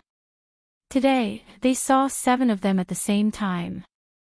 7 transcending state cultivators were fighting in a chaotic battle. High up in the sky, the light of spells was unceasing. If their battle was on the ground, the whole of Xuanzong would probably be destroyed. Even from so far away, everyone could feel the waves of pressure. No matter what the result was, Xuanzong's reputation was completely destroyed this time. In the Taoist palace on the highest mountain, the bright light of spells shone into the palace. Miao Dan looked at Miao Yunzi and asked, "You're not going to help?" Miao Yunzi shook his head. "No."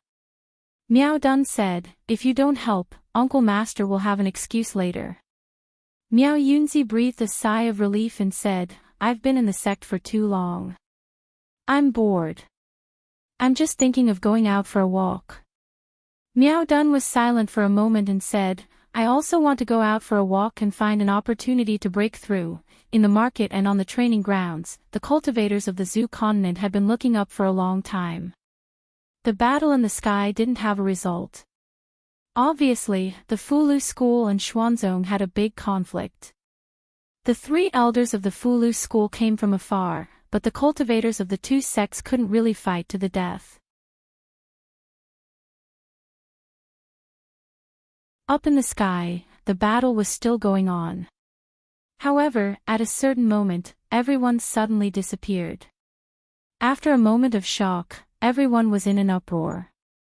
Where are they? Why did they all disappear? Strange. Why can't I see anyone? In an instant, the elders of the two sects disappeared.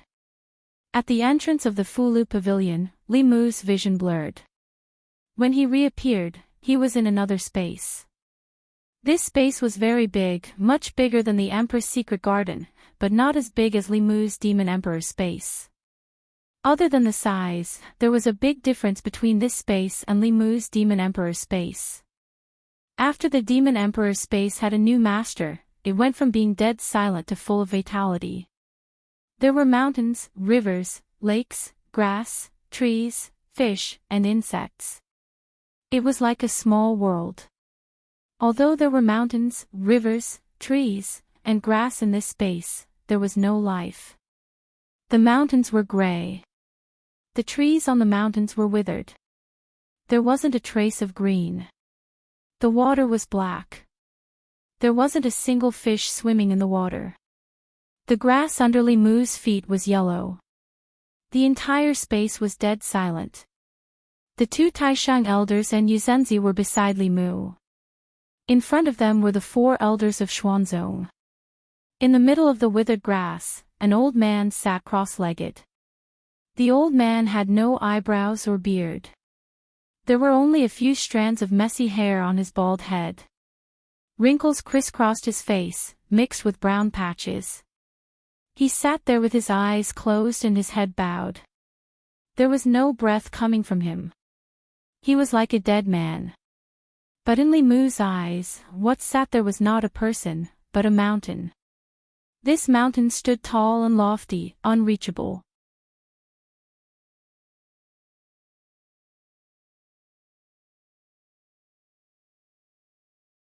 Chapter 539. The elders of the Fulu school and Xuanzong were originally at daggers drawn, but the moment they saw this old man, they restrained their fighting spirit and became respectful. "Greetings, martial uncle." Everyone bowed respectfully, and even the two grand elders of the Talisman Puppet sect were no exception. The old man opened his eyes. Li Mu discovered that his eyes were turbid and lifeless, his pupils unfocused and unfocused. He seemed to be blind. He faced Li Mu's group of four and said in a low voice, "Have you caused enough trouble? If you've caused enough trouble, then go back." Although the old man was blind, when he faced Li Mu still felt as if a pair of eyes were piercing through his body. When facing Dao Qingzi, he still had the will to fight, but in front of this old man, he simply could not summon any fighting spirit. Yuzhen's lips moved as if he wanted to say something, but a grand elder stopped him and bowed. "Sorry to disturb you, martial uncle." He waved his sleeves, swept up Li Mu and Yuzhen's grand elder, and flew upwards. After flying past a certain height, Li Mu's surroundings changed, and he once again returned to the sky above Xuanzong. From beginning to end, the old man had only said one sentence, and it was enough to extinguish the anger of the two grand elders and make them take the initiative to retreat. The old man's identity was already on the verge of being revealed. It was rumored that Xuanzong, as the number one sect of the Taoism, had a deep foundation, and even had an eighth realm expert within the sect. Today, Li Mu knew that this was not a legend. The seventh realm expert gave Li Mu the feeling of a tall mountain, but it was not unreachable. He could always see the summit, but in this tall mountain, Li Mu could see the clouds halfway up the mountain. As for how high it was beyond the clouds, he could not even imagine it. Yuzhan's grand elder frowned. Martial uncle, the disciple that Xuanzong is protecting. Tianyangzi shook his head and looked at Li Mu. Child, it's because the sect isn't strong enough that you have to suffer. The Taishang elder didn't say it explicitly, but Li Mu understood what he meant. Xuanzong's 8th level cultivator had made his stance clear. It was impossible to take Qing Qingzi away from Xuanzong. Above transcendence was unification of the way. In the entire ancestral state, among the 6 Daoist sects and the great Zhou court, only Xuanzong had such a powerhouse. No one could defy his will. Li Mu bowed to the three and said, "Many thanks, martial uncles and senior sister Yuzhan." The 2 elders smiled and said, "Before we 2 old men die, no one can bully you for no reason." At the entrance of Fulu Pavilion, Qing Jingzi had already gathered all the disciples of Fulu school, including the dozen or so female cultivators. The Taishang elder released a giant boat and everyone flew onto it. Li Mu stood at the bow of the boat, raised his hand, and gently pressed down. An enormous handprint appeared in the sky above the talisman pavilion. Boom! There was a loud noise and dust. From then on, there was no more Fulu Pavilion in Xuanzong. Li Mu looked around and imprinted everything here in his mind. One day, he would return to this place. Soon, the flying boat turned into a stream of light and flew into the sky, disappearing into the horizon. Countless cultivators looked into the distance. They would never forget their experience in Xuanzong, nor would they forget the immortal legend who dared to fight a transcendence cultivator with a creation realm cultivation. The name of Fulu School's Li Mu would soon be known by everyone in the cultivation world of ancestral state.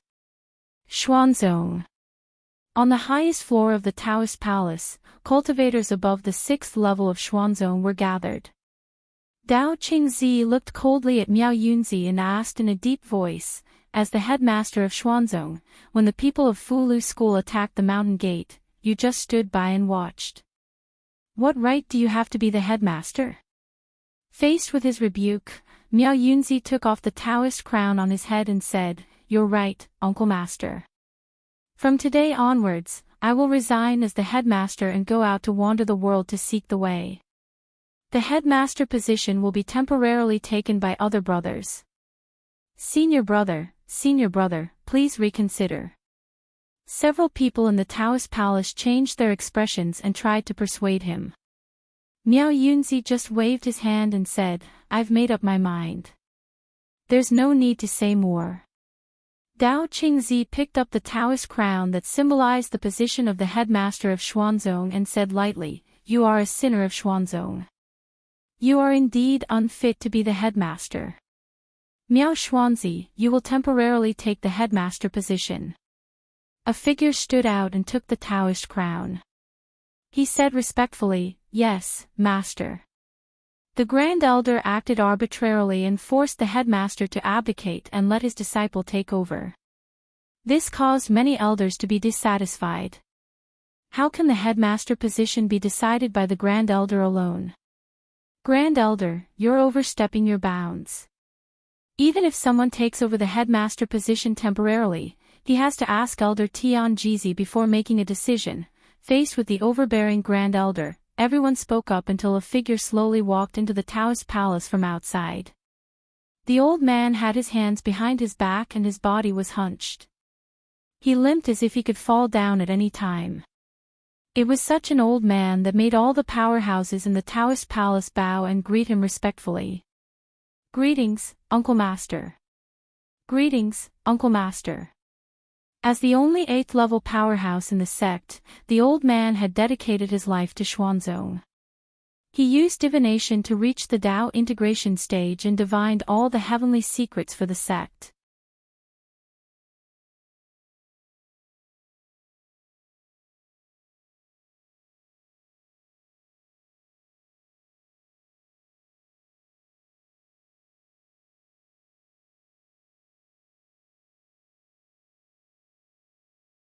Chapter 540. Yantai County, Mount Qingshu. In the current cultivation world, Taoism is the most powerful school. There are 6 schools and countless schools. Most of these schools can be regarded as branches of the 6 schools and have the same Taoist tradition as one of the 6 schools. Among them, Mount Qingshu in Yantai County is an important Xuanzong Taoist school. The Xuanzong Ancestral Court is located outside the East Sea and is isolated from the mainland. It is very inconvenient for it to do things, such as recruiting disciples and transmitting messages, which are all done by external Taoist schools. As the Taoist school of Xuanzong, the number 1 school of Taoism, the Qingshu school has an extremely high status in Yantai County. It has about 100 disciples. Its headmaster is a peak creation stage expert and is an elder of the Hua generation in Xuanzong. Xuanzong has a revered status in the cultivation world. The Great Zhou Court also opens the doors to them to set up Taoist schools in various counties and gives them extremely preferential treatment in several eastern counties. Not only does it give them famous mountains and caves to use as gates, it also uses the court's resources to build Taoist temples for them and recommend extremely talented disciples for them, etc. Today, a flying boat suddenly flies towards Mount Qingshu. On the flying boat are several cultivators with high levels of power. They fly to the sky above Mount Qingshu, then put away the flying boat and land. The Qingshu temple's guarding disciples recognize that the newcomer is the Yantai County governor. They step forward and say, "Sir, please wait here for a moment. I'll go to the temple to report to the abbot." The Qingshu temple is backed by Xuanzong, so it does not care about ordinary people. Even if it is an official of Yantai County or a cultivator below the 6th level who comes to visit, they must wait outside the gate. But this time, the Yantai County governor does not wait here. He just waves his hand indifferently and says, "No need." His face darkens. He says, "Do it." Boom! A Yantai County governor picks up a huge hammer, flies up and smashes it fiercely on the Qingshu school's gate. Under this blow, the Qingshu school's lofty gate, together with the huge plaque with the 3 words Qingshu School written on it, shatters and collapses with a loud rumble. The 2 guarding disciples are already dumbfounded. Looking at the collapsed gate, their lips trembling, they cannot even say a word. Several silhouettes fly out from inside the Taoist temple. A furious voice says, "How dare you?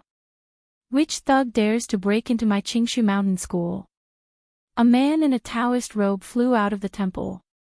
When he saw who it was, his expression changed and he asked in shock, "County Governor Qin, are you crazy?" The Yantai County governor stood in the air and said faintly, "His Majesty has decreed that from today onwards, Xuanzong Taoist temples are prohibited within the Great Zhou."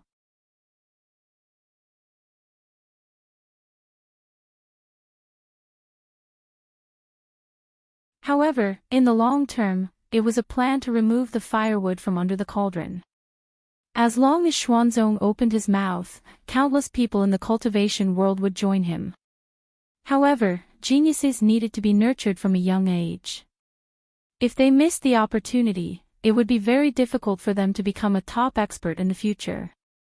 In the face of the Great Zhou Court's coercion, Dao Qingzi was silent for a moment. Then, he said, "Move a few more islands and temporarily settle them here. Xuanzong has been passed down for thousands of years and has seen many dynasties change. If the Zhou dynasty thinks that they can challenge Xuanzong, I don't mind supporting a new ruler of Zhu province." No one expected Ling Jizi's revenge to come so quickly. All of Xuanzong's Taoist temples were expelled from the country, and a good exchange meeting was ruined. In just a few days, 30% of the cultivators left for Shendu of the Great Zhou. It would not be long before what happened in Xuanzong in the past 2 days spread throughout the cultivation world of Zhu province.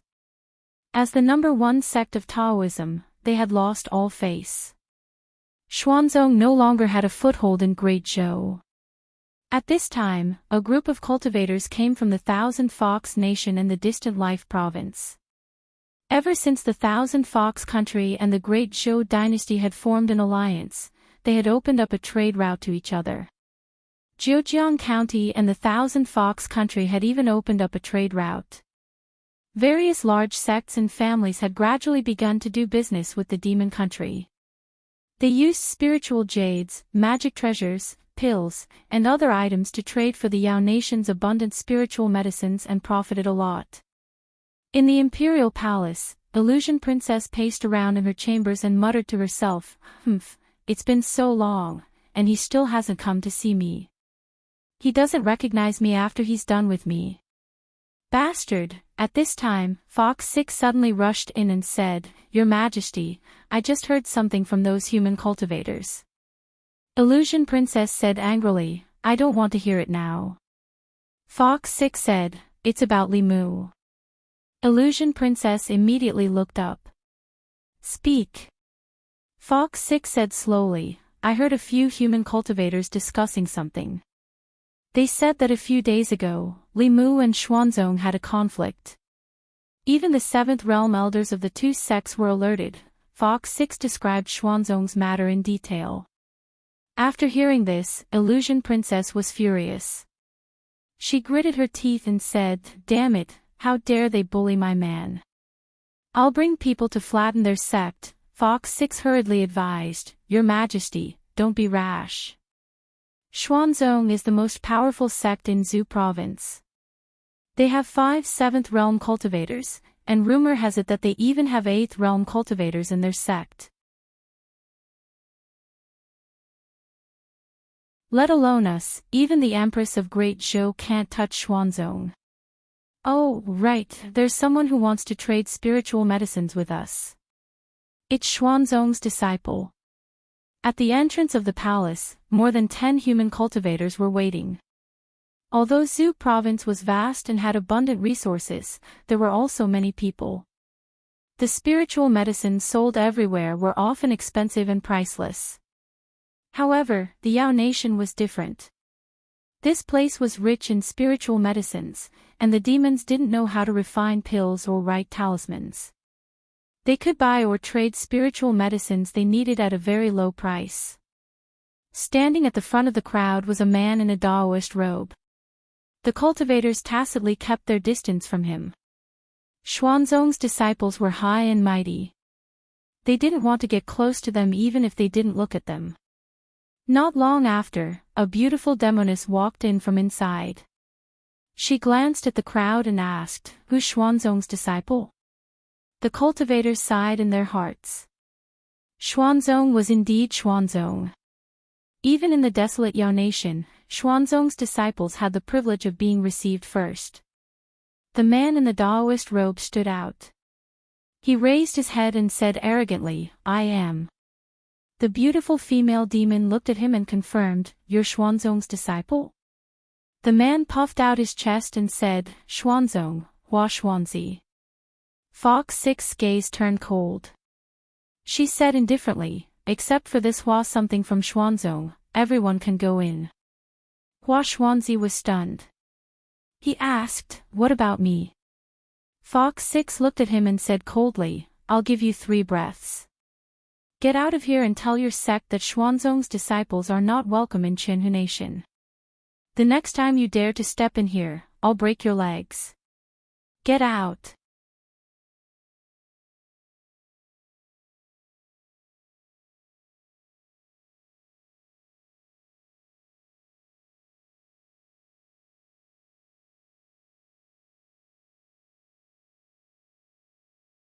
I have already looked out for Sister May's clothes. These clothes are very suitable for your temperament, Shang Wanli asked, What about me? Li Mu waved his hand and said, Go away. You can choose after Sister May finishes. Shang Wanli took out a secret document from her sleeve and said, I have the information from Zhu Wei's investigation. Li Mu took a deep breath and a smile appeared on his face again. He said, Good Ollie. How could I forget you? I was just joking just now. Of course you should choose first. With Sister May's age, there aren't many things here that she can wear. It won't be too late to choose later. In Changle Palace, Mr. May held some clothes and snorted, how can there be such a shameless person in the world? Shangwanli glanced at him and said, a few days ago, you said that he dared to fight against transcendence with the Fate Realm. He was loyal and righteous.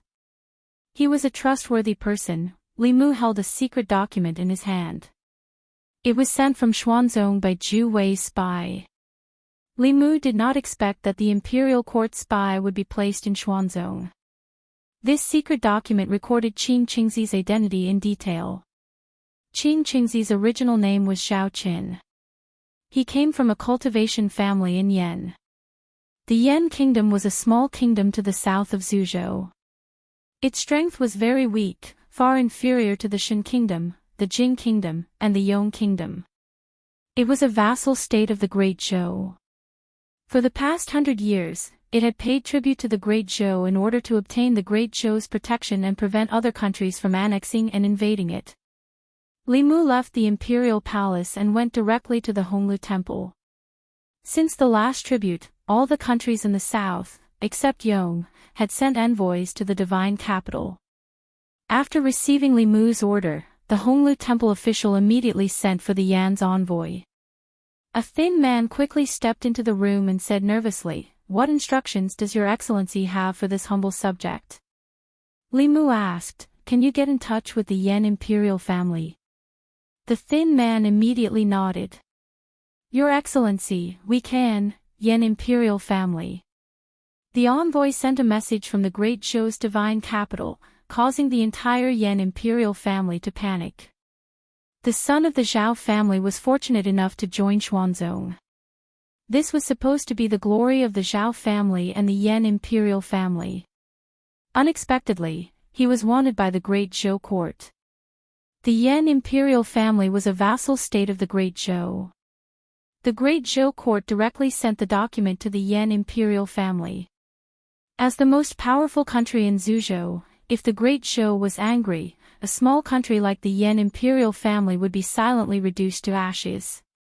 After receiving the message from the Great Zhou court, the Yan imperial family immediately held an emergency meeting and made a decision in the shortest time possible.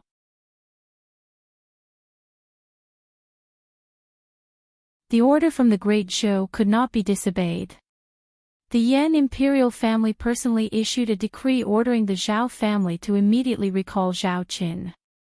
In the Zhao family, after the messenger left, the head of the Zhao family snorted and threw the imperial decree on the ground. He stepped on it and said, "Bring me a sound-transmitting Dharma artifact. I want to ask Cheng for his opinion." Xuanzong.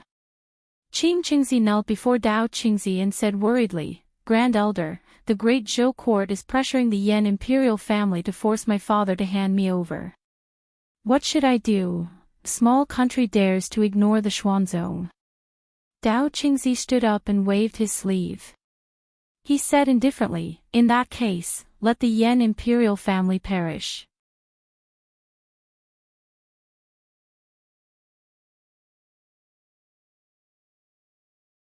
Chapter 542. In the Taoist palace, Dao Qingzi ordered, Miao Xian, arrange a few disciples to help Qing Qingzi's family take over the Yan kingdom. A figure walked up and said respectfully, "Yes, master." The Xuanzong elders were silent for a moment.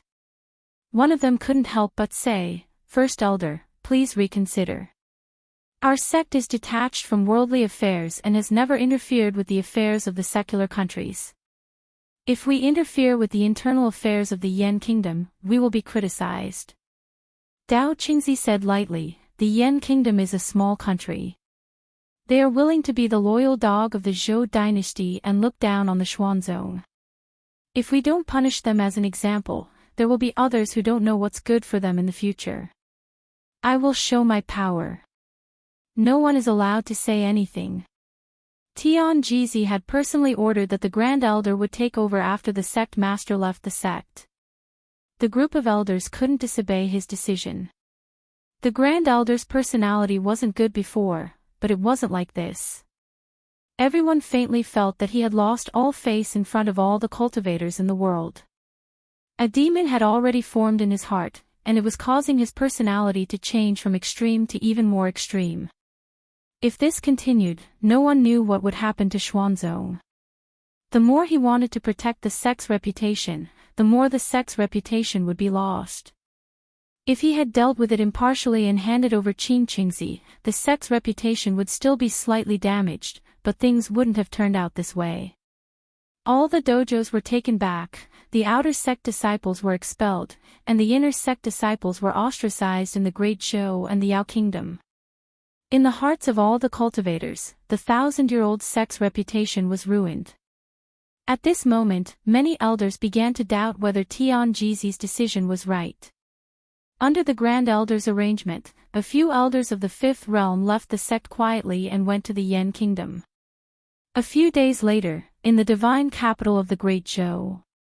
In the morning court, the envoy of the Yan Kingdom knelt in the Ziwei Palace and begged, "The rebels of the Yan Kingdom have surrounded the palace. I am under the orders of the King of Yan to ask for help from the Shengguan Kingdom." Li Mu stood in front of the palace, looking surprised. His original intention was to put pressure on Qin Qingzi's family through the imperial court of the Yan Kingdom, but he didn't expect that the Zhao family of the Yan Kingdom would rebel. He once asked the envoy of the Yan Kingdom. The Zhao family was only a mid-level cultivation family and did not have the power to rebel. The power controlled by the royal family of the Yan Kingdom was enough to destroy the Zhao family 10 times over. To be able to force the royal family of the Yan Kingdom into such a situation, there must be someone behind the Zhao family.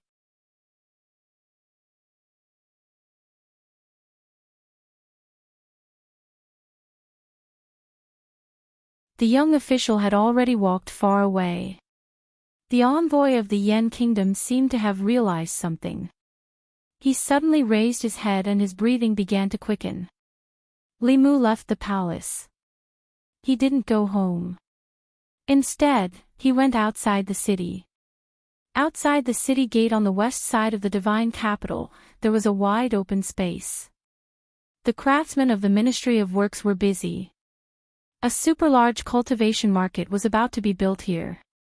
The major sects and cultivation families of the ancestral state were invited to move in. The purpose was to provide convenience for the cultivators of the ancestral state. They didn't have to travel thousands of miles to Xuanzong every 5 years. In the divine capital, they could exchange for or buy the cultivation supplies they needed at any time. The imperial court also wouldn't charge them 30 to 50% of their turnover. They only had to pay a certain amount of taxes on time and they could continue to operate here. On the open space, the craftsmen of the Ministry of Works were very busy. This time, the deadline was tight and the task was heavy. They needed to build a super-large market in a month's time. Such a huge project would have taken at least half a year to complete in the past. However, the imperial court was very fast this time. Within a day, the 3 provinces passed a resolution on the project. The Ministry of Revenue's funds were also sent in immediately. The craftsmen of the Ministry of Works came overnight to measure the site. Li Mu checked the progress of the project before returning home. When he was in Xuanzong, he promised the cultivators 3 months. Of course, Li Mu's goal wasn't to make a small profit but to attract business. He hoped that when the cultivators of the Zhu continent came to the divine capital 3 months later, they would be attracted by the bigger, more convenient, and cheaper cultivation market. They would completely forget about the wealth exchange in Xuanzong. Although he wanted to immediately let Xiao Bai take revenge, he was still far from being able to face Xuanzong head-on. He could only weaken Xuanzong from the side and look for an opportunity later. In these 3 months, Li Mu recruited the heads of the Fulu school. They couldn't guarantee a 100% success rate for creating high-level Fulu talismans, but they could for low-level Fulu talismans. Li Mu kept the Fulu talismans above the earth level for himself. Those below the earth level were handed over to them. For the next few days, Li Mu stayed at home to draw talismans. On a flying boat from the Great Zhou to the Yan Kingdom, a man touched the Fulu in his arms with an anxious expression. He didn't hesitate to overdraw his mana to increase the flying boat's speed to the maximum. Yan Kingdom, Yan Capital. Recently, a major event happened in the Yen Kingdom, causing the citizens of the Yen Kingdom to panic. The famous Xiao family of the Yen Kingdom recruited a few powerful cultivators from somewhere and rebelled against the royal family. After defeating the royal family's guards, they forced the royal family into the palace. Until the royal family activated the protective array, the two sides were in a temporary stalemate. Several figures floated in the air and attacked the array that covered the palace. The light of spells illuminated the entire sky, but the array didn't show any abnormalities other than shaking slightly. The head of the Zhao family flew into the air and said to a middle-aged man, "Elder, the royal family bought this array from the spirit array sect at a high price in the early years. It is said that it can withstand the attacks of powerful cultivators from Dongxian." The middle-aged man looked down at the array outside the Yen Kingdom's palace and said calmly, "It can withstand the attacks of a 6th-level cultivator, but without a 6th-level cultivator, it will take a few days to break this array." The head of the Zhao family said, "I am worried about the Great Zhou court. The royal family must have asked the Great Zhou court for help. If the Great Zhou court sends troops," the middle-aged man said, "don't worry. This is a matter of the Yen Kingdom. The Great Zhou court will not send troops. If they do, the sect will not sit by and watch." The head of the Zhao family breathed a sigh of relief and said, "Then I am relieved." Inside the array, the royal family of the Yen Kingdom looked at the figures floating in the air with bitter expressions. An elder sighed and said, "I didn't expect Xuanzong to make a move. To deal with a small country like the Yen Kingdom, they sent several elders. They want to slap the Great Zhou's face, but the Yen Kingdom has suffered an unexpected calamity." The middle-aged man in the imperial robe said, "Now, we can only place our hopes on the Great Zhou court." The elder shook his head and said, "The Great Zhou court will not send troops. When the array is broken, the Yen Kingdom will change hands. We can only hate the fact that the Yen Kingdom is so weak that we can't even control our own destiny." Although the array bought by the royal family of the Yen Kingdom from the spirit array sect was strong, it could not withstand the continuous attacks of several 5th-level cultivators. In just 2 days, the array was at its limit. The head of the Zhao family floated in the air and looked at the array that was trembling violently under the attack of spells. A trace of passion appeared in his eyes. The Yen Kingdom would soon be under the Zhao family. In at most a few hours, the array would be broken. However, at this moment, a ray of light suddenly approached from afar. It was a flying boat. The head of the Zhao family was no stranger to the flying boat. He was the Yen Kingdom's permanent envoy to the Great Zhou. Only the envoy returned. The head of the Zhao family understood that the Great Zhou must not have sent troops. The smile on his face grew wider. As the smile appeared on his face, a rolling sound came from the front. "Die, renegade!" The envoy stood at the bow of the boat and threw out a few Fulu notes. Suddenly, several figures in golden armor appeared in the air. They held huge weapons and exuded an extremely powerful aura. The head of the Zhao family was stunned. He said in shock, "What is this?" Looking at the golden-armored soldiers, the few Xian sect elders were also stunned. When they came back to their senses, the elder in the lead immediately said in horror, "It's a level 6 soldier. Retreat, retreat quickly." The news from the Yen Kingdom reached the fairy's capital 5 days later.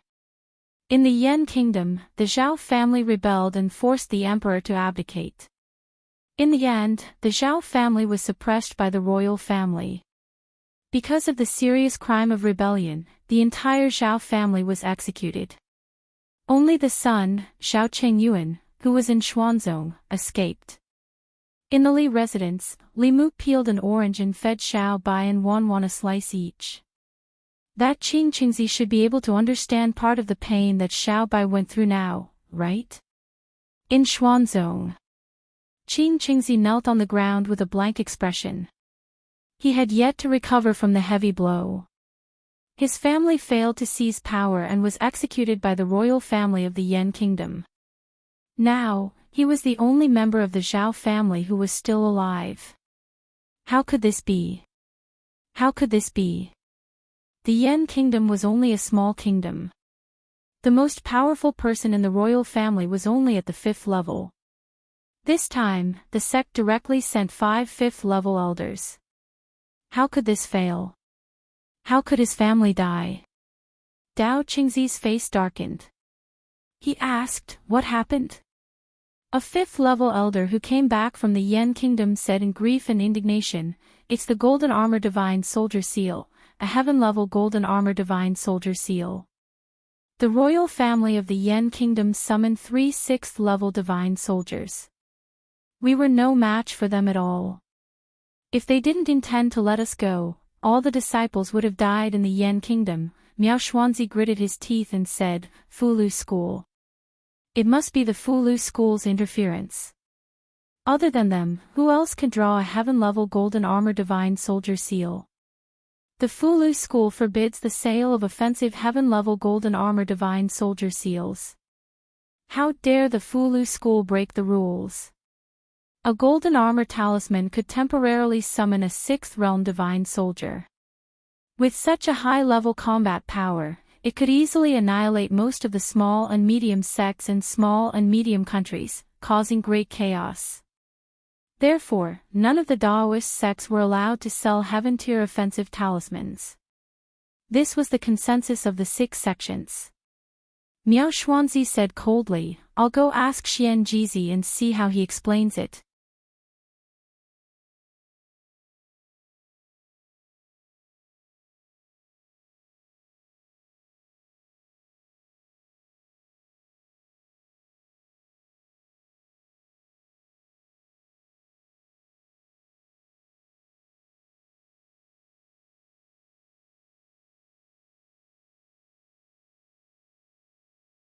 Something that seems insignificant now can cause a huge change in the future. Miao Yunzi thought for a moment and asked, "Can this catastrophe be stopped if we don't hand over Qing Qingzi?" A light appeared in the old man's empty eyes. He murmured, "No, but this is the only chance." Miao Yunzi shook his head. "Disciples still can't imagine." The old man smiled. "I can't imagine either. Cultivate well. Fortune can be a disaster, disaster can be a blessing. No one can say for sure. It's a catastrophe, but it's also an opportunity.